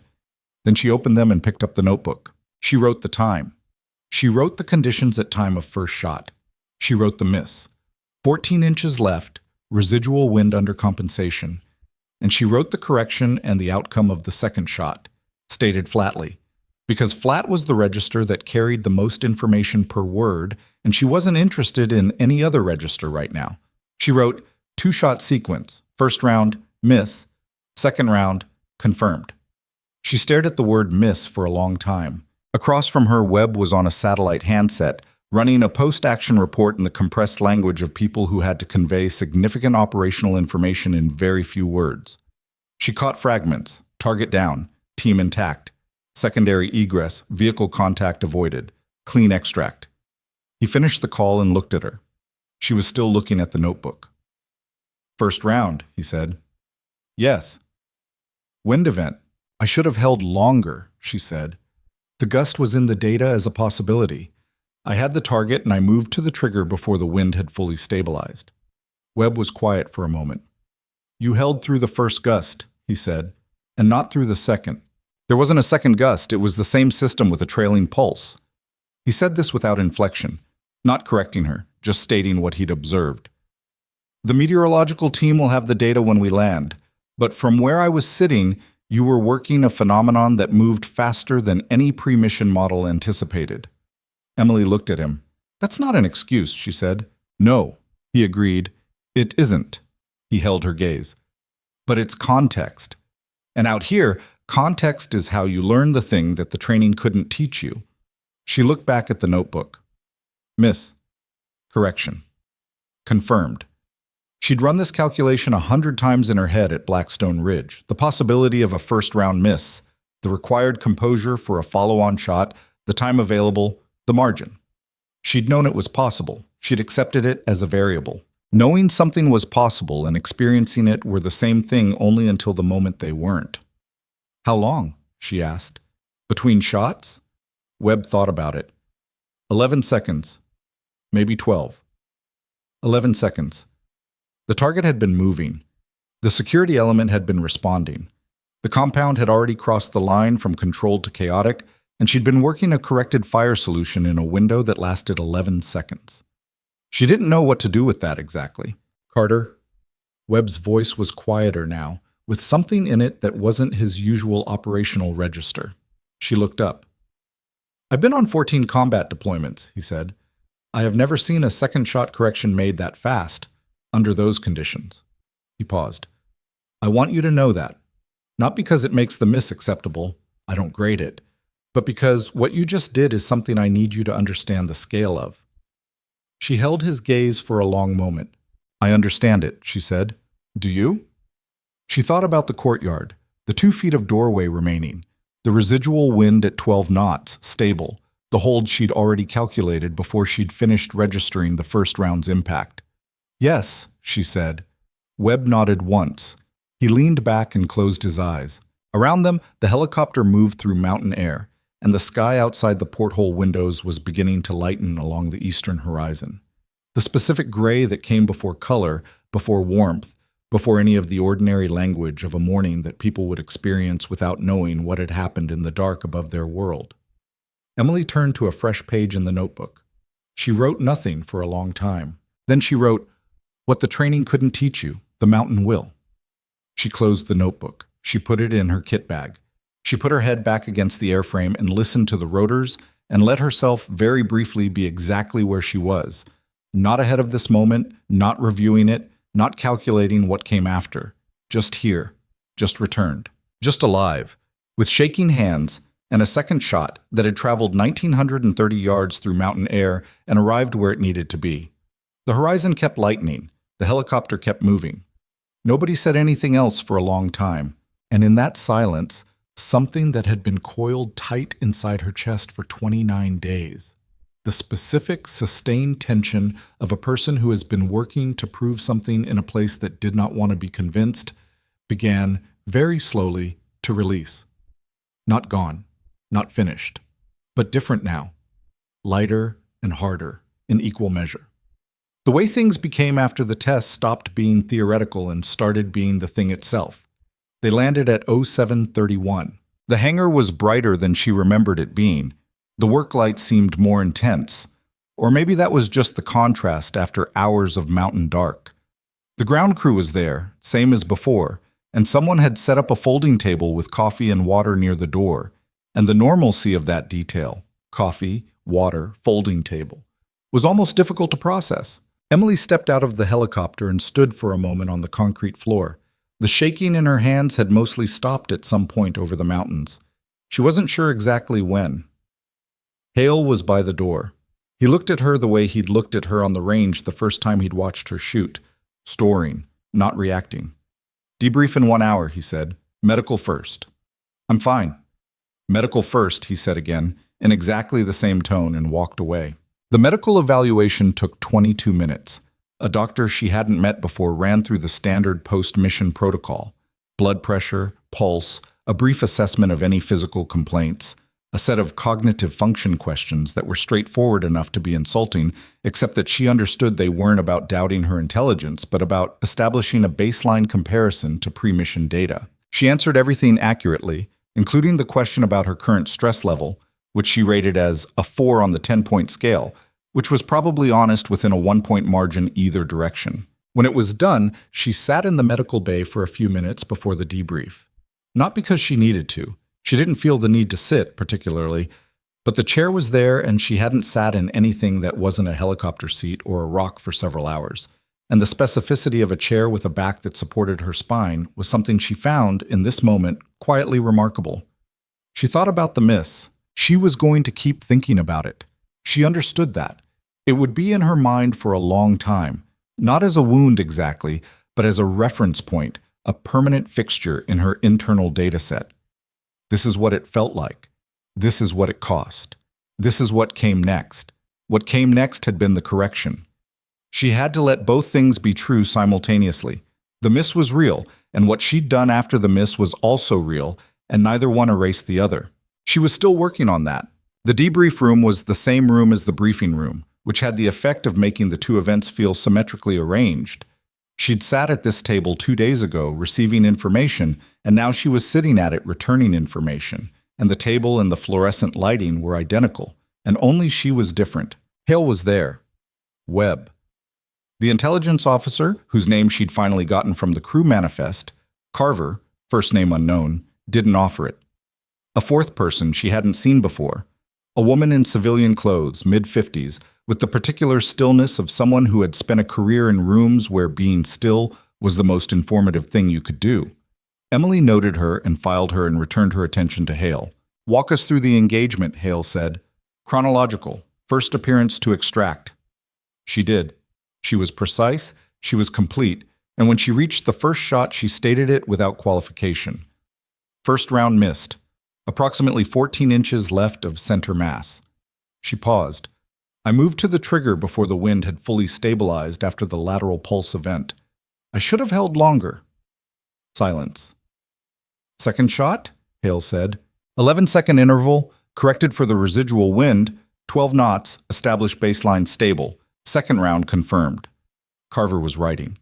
The woman in civilian clothes was not writing. She was watching Emily with the quality of attention that had nothing aggressive in it and was more penetrating for the absence of aggression. The first round, Carver said, not looking up from his notes. The wind event that preceded it. Our meteorological team is reviewing the data. The model flagged the gust possibility at approximately 15% probability. I knew it was in the model, Emily said. And yet, she agreed. She wasn't going to dress it up. I made a judgment call on timing, and the timing was wrong by approximately 2 seconds. If I'd waited 2 more seconds, the wind stabilized and the first round is a different conversation. Carver looked at her over his notes. You're saying it was a recoverable error. I'm saying it was an error, she said. Whether it was recoverable depended on what happened after it, which was a confirmed hit on the second attempt, within 11 seconds, while the target was in motion and the security element was responding. The woman in civilian clothes spoke for the first time. Her voice had no particular regional accent. Is that your assessment of what happened, or mine? Emily looked at her directly. Both. The woman's expression didn't change.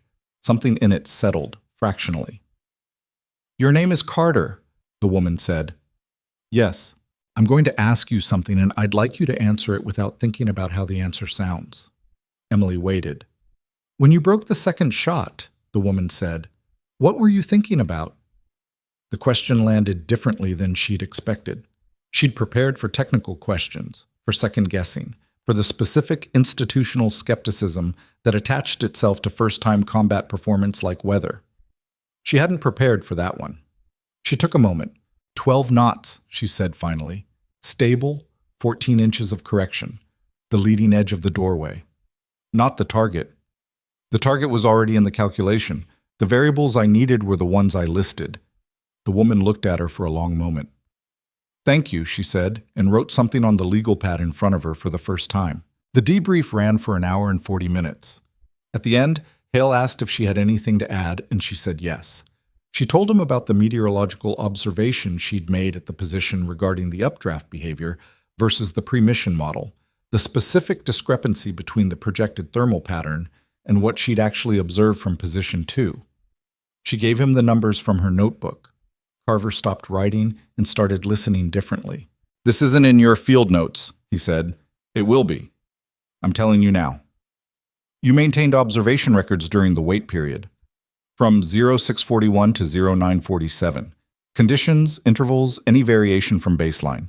She paused. The second gust, the one that preceded the first shot, it's in my records.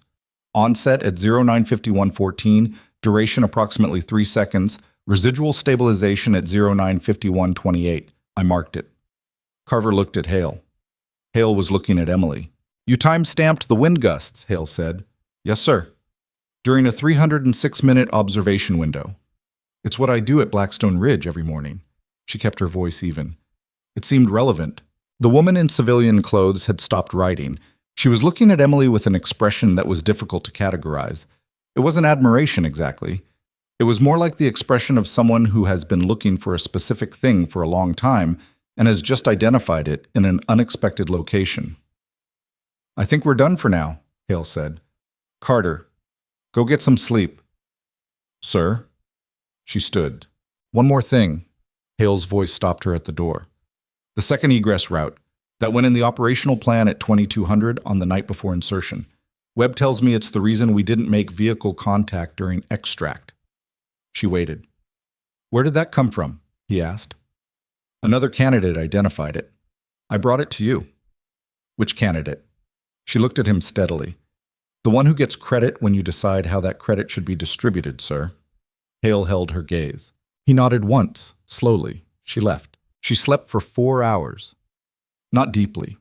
The particular light sleep of a nervous system still running elevated, still listening for something without knowing what. But 4 hours was enough to separate the person who'd been on that mountain from the person who needed to function for the rest of the day. When she woke, she made herself eat. Her appetite wasn't present, but her understanding of nutrition as a performance variable overrode that, and she ate methodically in the empty chow hall.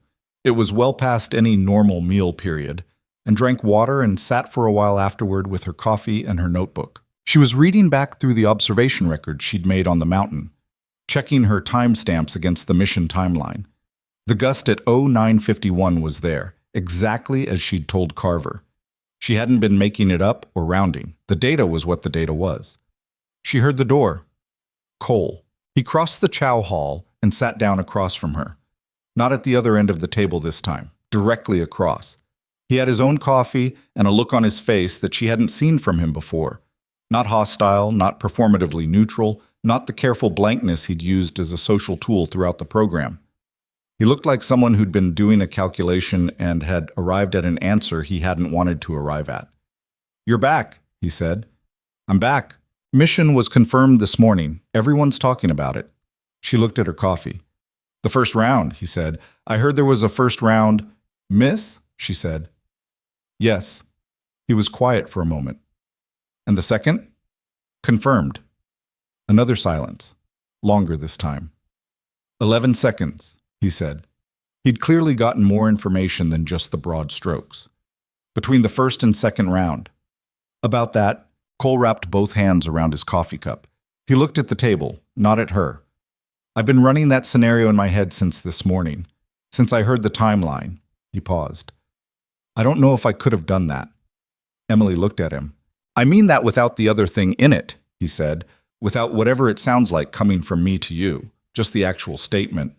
He met her eyes. 11 seconds, target moving, security element deploying, corrected solution under those conditions. "I don't know if I could have done that." She didn't tell him he was wrong because she didn't know if he was. She didn't tell him he was right either. Both responses would have contained something false. "You don't know until you're there," she said. "Yeah." He nodded slowly. "I'm starting to understand that." She picked up her coffee. "Cole." She waited until he looked at her. "The complaint?" "The formal one." His jaw tightened slightly. "I'm not interested in revisiting it," she said. "I'm not carrying it forward. It's done." She held his gaze. "But I need you to understand something. Not for my sake. For yours." She paused. "What you almost stopped wasn't a political statement. It was a person who could do the job." Cole was very still. "I know that now," he said quietly. "I know you know it now," she said. "I need you to know that you should have known it then. That's not the same as telling you I'm angry about it. I'm just being accurate." He held her gaze for a long moment. Something moved through his expression that she couldn't name and didn't need to. "Yeah," he said. "You're right." She nodded. They sat in a silence that was different from any silence they'd occupied together before. Not comfortable exactly, but honest, which in this context was worth more. He finished his coffee and left. She went back to the notebook. Hale called her to his office at 1600. It was the first time she'd been in his office rather than the briefing room or the range, and the space surprised her slightly. It was more personal than she'd expected. Not dramatically so.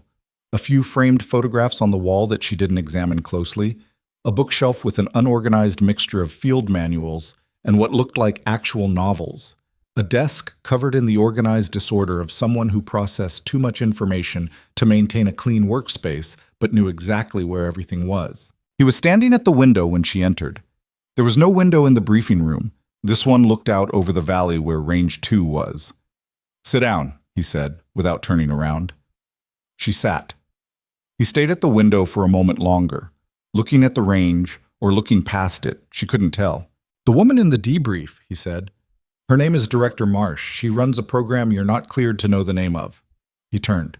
"She requested a copy of your field observation records from the mountain." Emily said nothing. "I told her I'd need to speak with you first," he said. I want to know if you have an objection. Do I have grounds for an objection? Technically, those records belong to the program. He sat down behind the desk. But they're your work, your methodology. I thought you should know someone wants them. She thought about it. What does she want them for? I don't know exactly, but Director Marsh doesn't attend tactical debriefs to review standard operational data. She was there because of something specific, and based on the questions she asked and the notes she took, the specific thing was you. He let that land. More precisely, the way you work. Emily looked at him. The timestamp records, he said. The atmospheric observation methodology. The way you built that data set over 4 weeks without being asked to and then deployed it in live conditions. He paused. Marsh trains people who operate in environments where that kind of systematic environmental awareness is a survival mechanism, not a performance enhancement, a survival mechanism. What kind of environments? I'm not cleared for the specifics either. He said it without apology, which is its own kind of answer. Emily was quiet for a moment. Outside the window, the range was empty in the afternoon light. Give her the records, she said. Hale nodded. There's something else. She waited. The review board convenes in 72 hours, he said. It's been moved up. Normally it would be at program end, but given the mission, Command wants the formal assessment on record before anything else moves. He looked at her directly. You're going to be asked about the first round. I know. Not the way I asked you about it. The board includes 2 members who were opposed to your candidacy from selection. They're going to use it. Use it how? As evidence that you're not ready for the certification. That a first-round miss in a live engagement, regardless of the second-round outcome, demonstrates insufficient precision under real-world pressure. He held her gaze. They're not entirely wrong as a general principle. It's the application they'll get wrong. What do you want me to do about it? He looked at her for a moment. I want you to answer their questions accurately and completely. I want you to give them the timestamp records if they ask. I want you to describe your observation methodology and your ballistic reasoning without apologizing for any of it. He paused. And I want you to understand that I'm going to make my own statement to that board, and my statement is going to have the weight of 22 years of program assessment behind it. Emily looked at him. Sir, she said carefully, are you telling me you're going to advocate for me to the board? I'm telling you that my job is to provide accurate assessment of candidate performance, and that's what I intend to do. His voice was precise and flat and gave nothing away except somehow everything. Those are 2 different statements. They produce the same outcome. She understood. What does the accurate assessment say? She asked. Hale was quiet for a long moment. He looked at his desk. He picked up a pen and set it down. It says, he said finally, that you are the most methodologically disciplined shooter I have assessed in 4 cohorts. That your complex condition performance exceeds any standard this program has previously applied. That your combat performance under first engagement conditions, accounting for a first-round miss attributable to a sub-15% probability meteorological event, demonstrated corrective capacity that the program does not currently have a benchmarking framework for because no previous candidate has produced comparable data. He looked at her. And that the board's pre-existing opposition to your candidacy appears, upon comprehensive review, to be rooted in factors unrelated to demonstrated performance. Emily sat with that for a moment.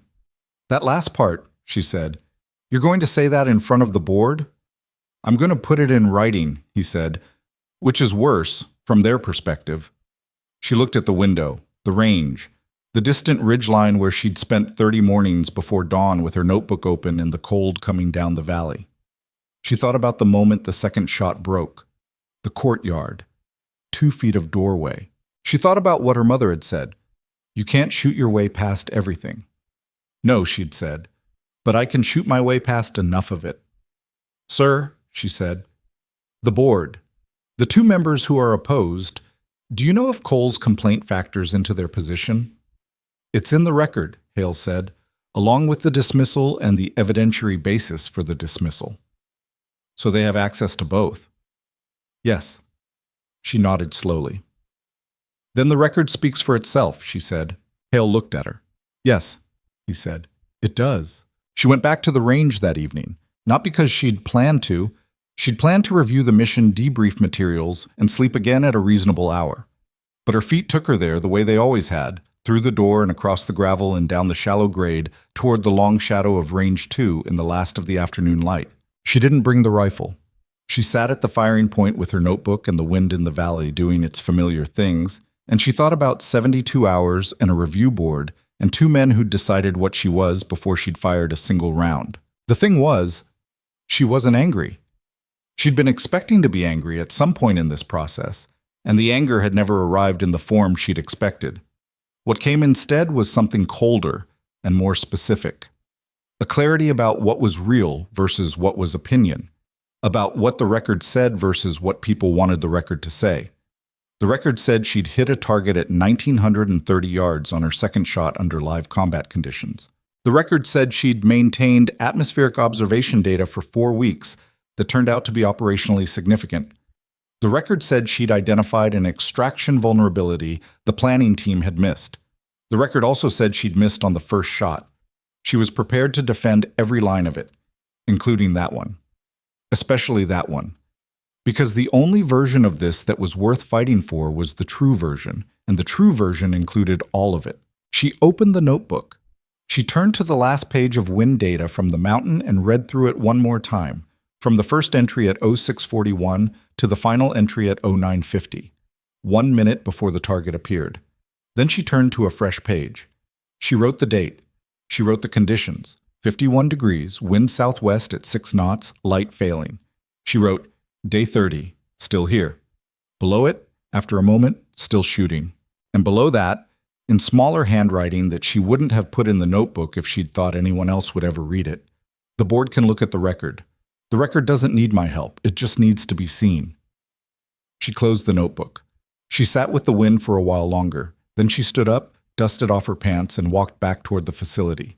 Behind her, Range 2 lay in the gathering dark, quiet and patient.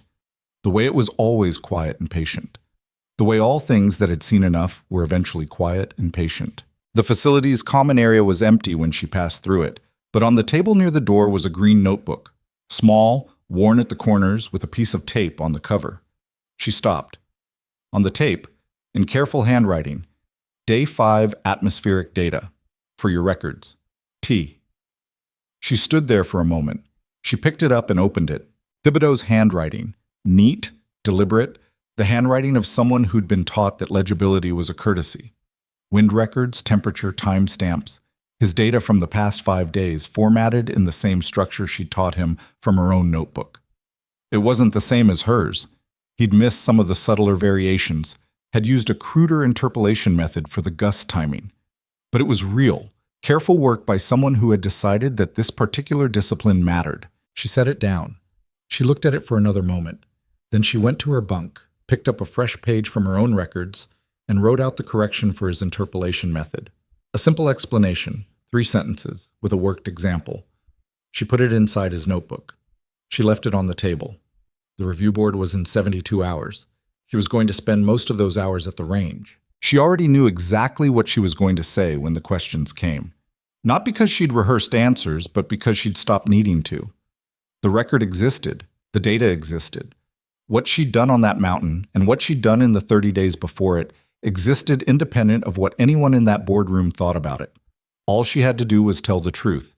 She'd been doing that since day 1. It was, at this point, the easiest thing she knew how to do. The 72 hours passed the way most things passed at Blackstone Ridge. Not slowly, not quickly, but with the particular density of time that came from filling it with work. Emily spent most of it at the range. Not all of it. She slept, she ate, she sat in the common area one evening and went through Thibodeau's data notebook with him for 40 minutes, walking him through the interpolation correction and then watching him apply it to a new data set until he was doing it without prompting. He didn't say much during the session. He didn't need to. The notebook was its own form of conversation. Cole was there peripherally in the way that he'd been peripheral for the last week, present in the same spaces, not avoiding her, not seeking her out. Once, passing the equipment room, she heard him on the phone with someone and caught the fragment of a sentence. Not what I thought it was going to be. Before she moved out of earshot. She didn't know what he was referring to. She didn't need to.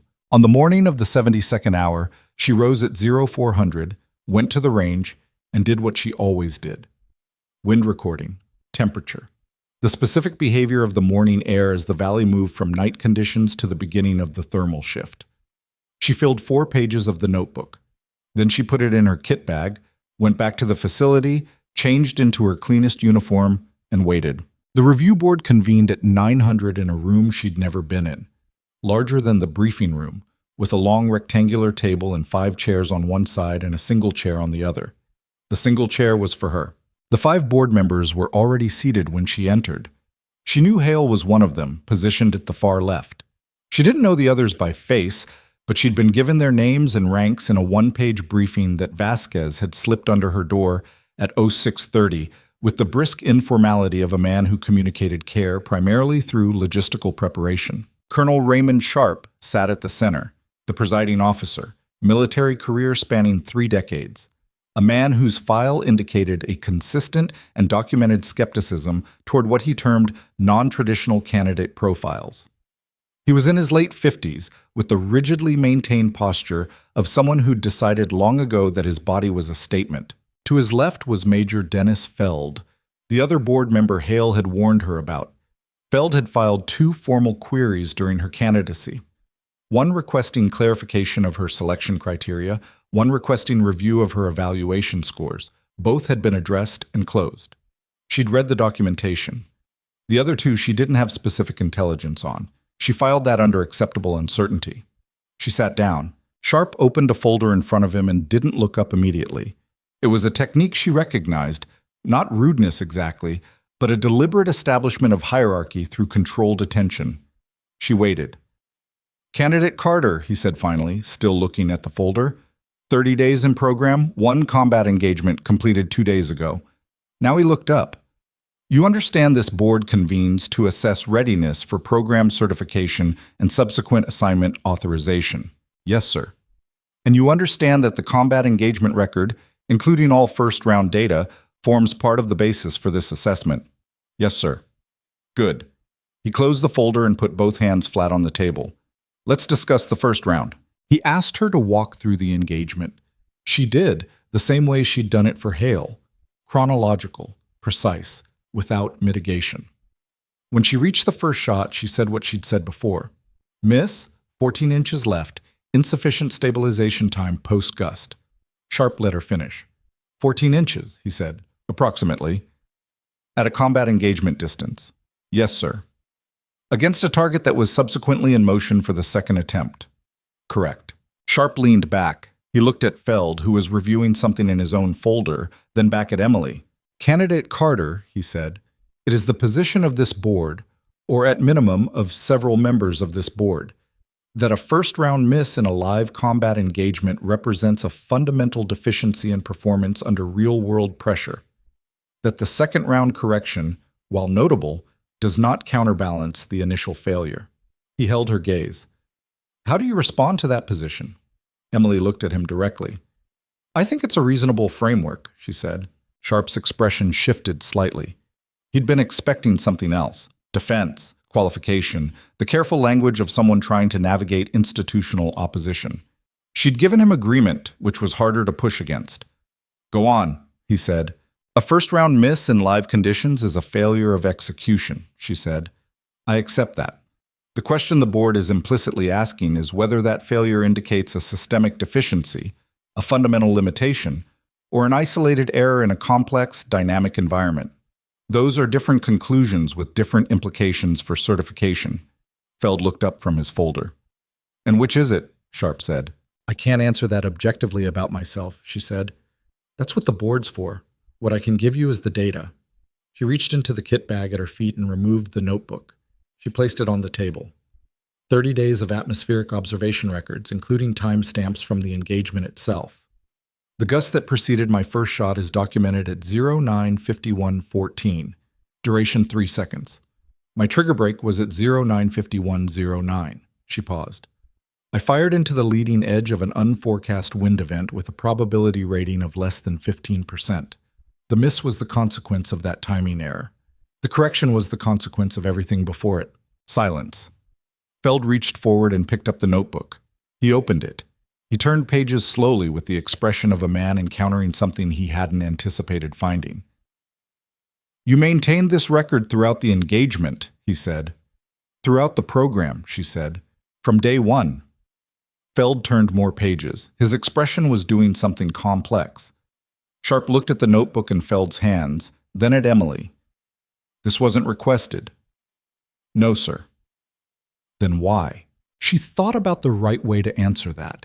The honest answer was the only answer she had.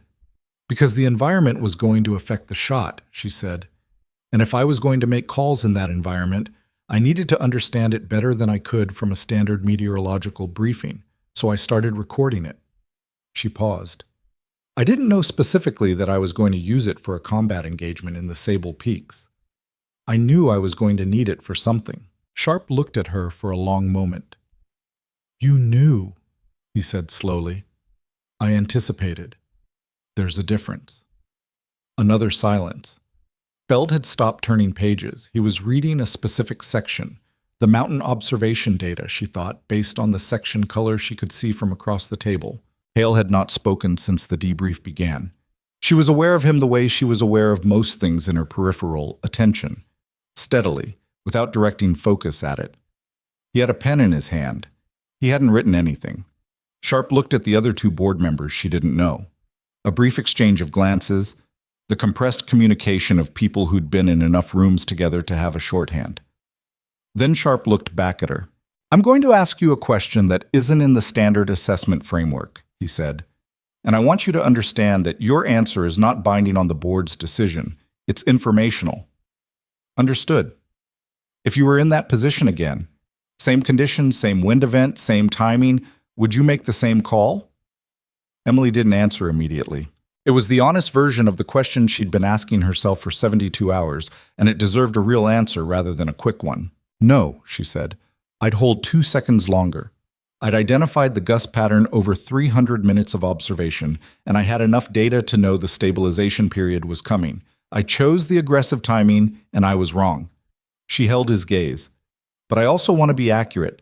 The aggressive timing wasn't random. It was a judgment call based on the target's proximity to cover and the risk of losing the window entirely. That judgment was wrong. A different judgment with the same information might also have been wrong. That's the nature of the environment. Sharp was very still. You're saying there was no correct answer, he said. I'm saying there were better and worse answers, and I chose one of the worse ones, and then I chose a better one. She kept her voice even. I'd rather be the kind of operator who can make the second call than the kind who never has to make it because they've never been in a position where it mattered. The room was quiet. Feld set the notebook down. He looked at Sharp, and something passed between them that Emily couldn't read entirely. A recalibration. The kind that happened when a framework someone had been relying on turned out to be insufficient for the information it was being asked to process. I'd like to hear from Commander Hale, Feld said. Sharp nodded. Hale set down his pen. He didn't open any folders. He didn't look at notes. My assessment is in the written record, he said. I stand by every word of it. I'll add one thing for this session. He looked at the board. In 22 years of program assessment, I have evaluated 314 candidates. 41 have been certified. Of those 41, 7 were what I would call exceptional. Not just capable, not just proficient, but genuinely exceptional in ways that changed what the program understood about what a qualified operator could be. He paused. I'm adding an 8th to that list, and I want the board to understand that I don't make that statement lightly, and I don't make it as an advocate. I make it as an assessor. Those are different roles, and I've never confused them. The silence that followed was of a specific kind, not empty, but loaded. The silence of a room absorbing something that required more processing time than it was being given. Sharp looked at his folder. He looked at the notebook still sitting on the table. He looked at Emily. The board will recess for deliberation, he said. You're dismissed for now. We'll have a determination within the hour. Emily stood. She picked up the notebook. Leave it, Feld said quietly. She looked at him. If you're willing, he said, we may want to review it further. She set it back down on the table. She walked out. The hallway outside the boardroom was empty. She stood against the wall with her arms at her sides and breathed, deliberately, the way she breathed on the range, counting the exhale to 5 and the inhale to 4 and the exhale again. Vasquez appeared at the end of the hallway. He walked toward her and stopped about 6 feet away, which was his distance, close enough for a conversation, far enough for a boundary. "How'd it go?" he said. "I don't know."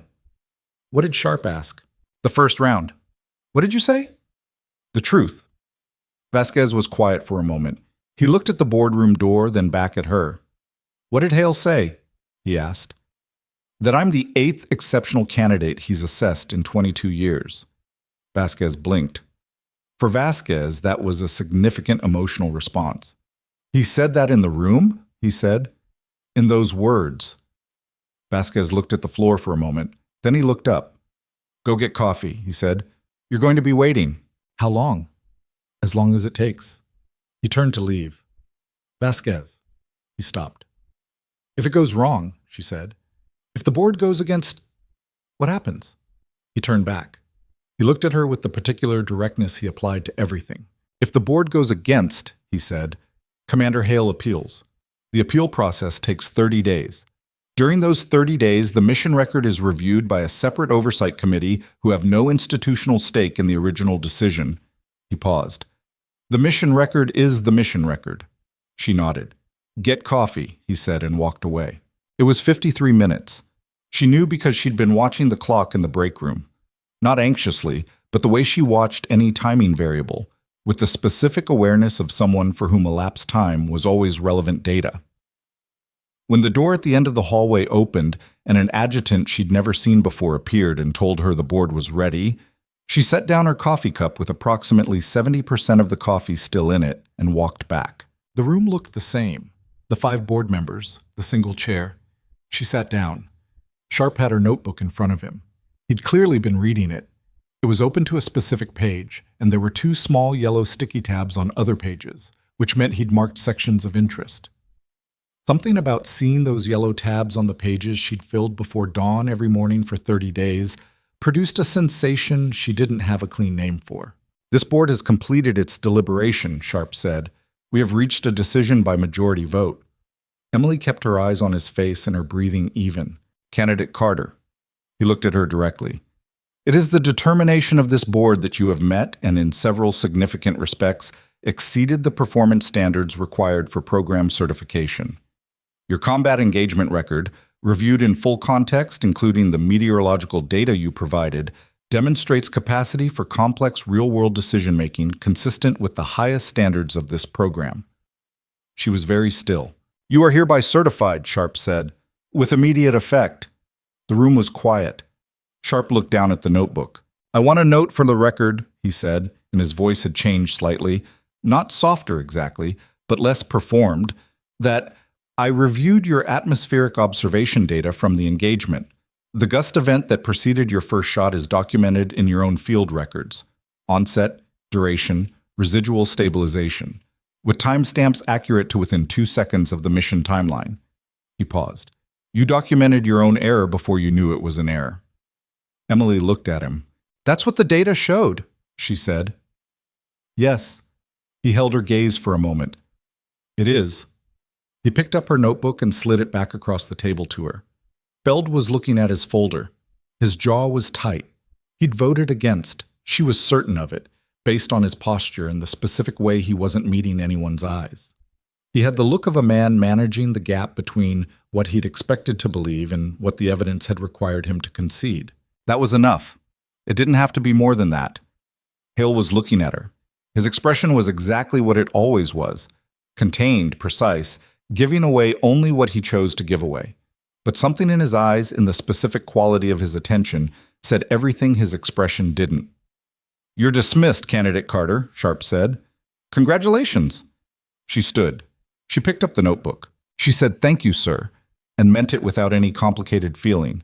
Not triumph, not vindication, just the straightforward acknowledgement of an outcome that the record had made possible. She walked out. The hallway was not empty this time. Thibodeau was there. Webb was there. 3 members of the insertion team whose names she now knew. Vasquez at the far end. Word moved fast in a facility this size. She stopped in the doorway. Thibodeau looked at her. "Well?" he said. "Certified," she said. He exhaled, long, visible, the exhale of someone who'd been holding something without realizing it.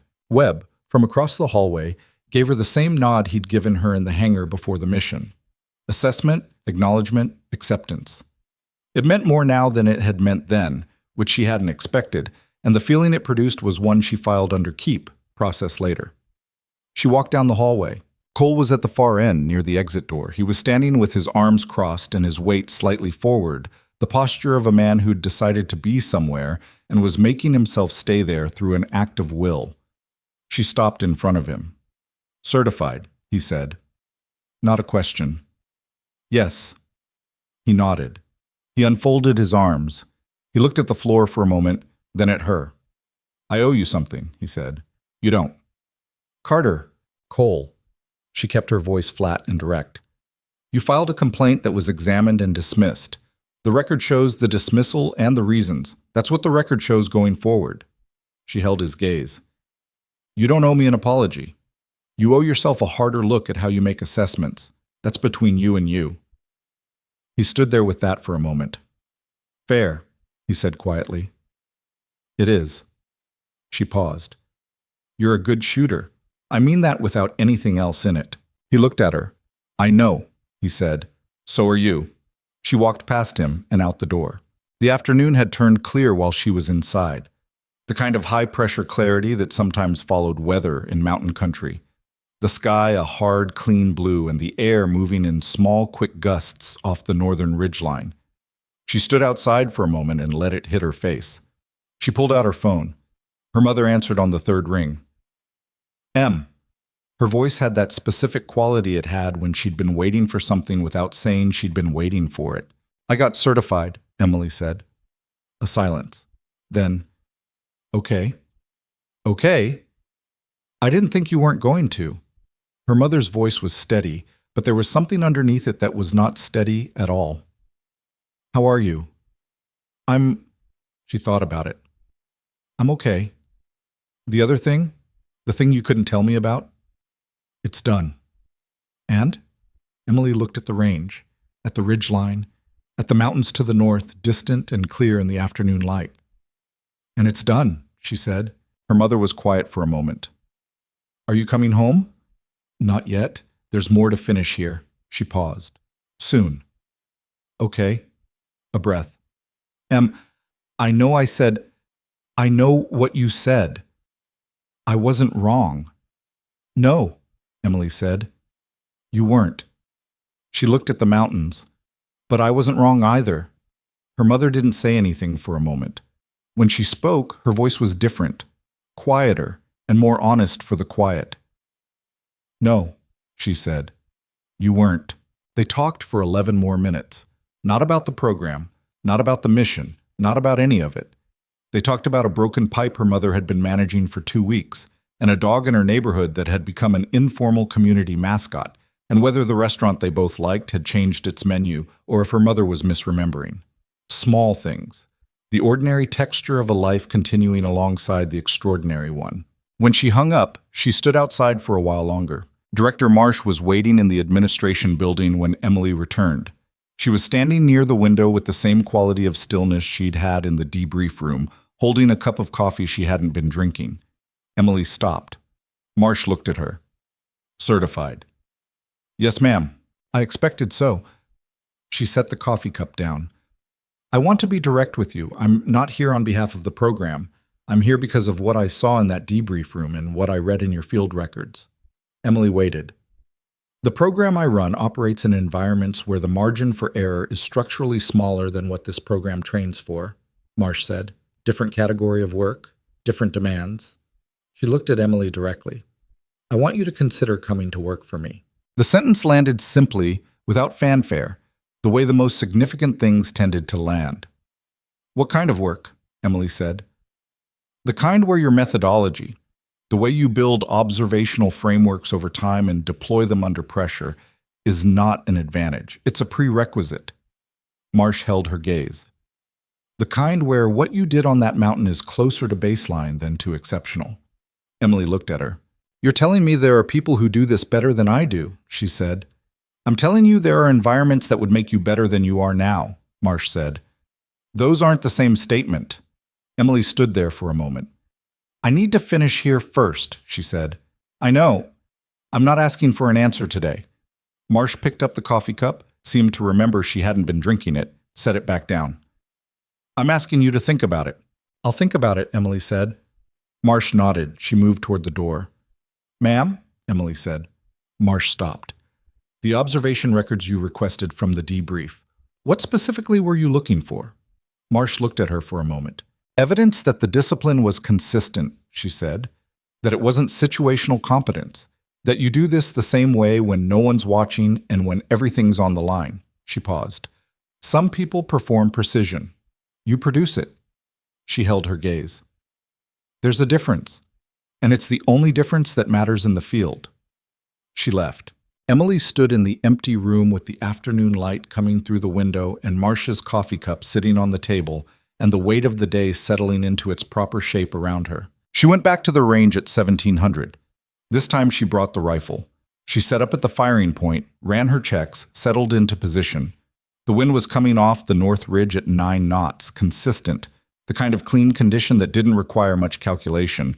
She still calculated it because she always calculated it, because that was what she did. She shot for an hour. Not evaluation rounds, not record rounds, just shooting.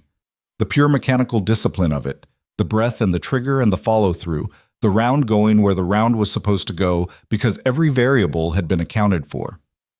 She shot at the 900-yard target and the 1200 and the 1400, and she took her time between rounds, and she didn't keep count of the hits because she wasn't keeping score. At some point, Thibodeau appeared on the range behind her and set up a position 4 feet to her left. He didn't say anything.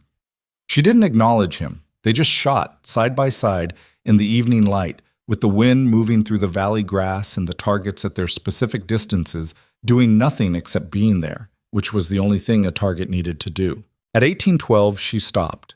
Not because the light was gone, it had another 20 minutes, but because the thing she'd needed from the range today was complete.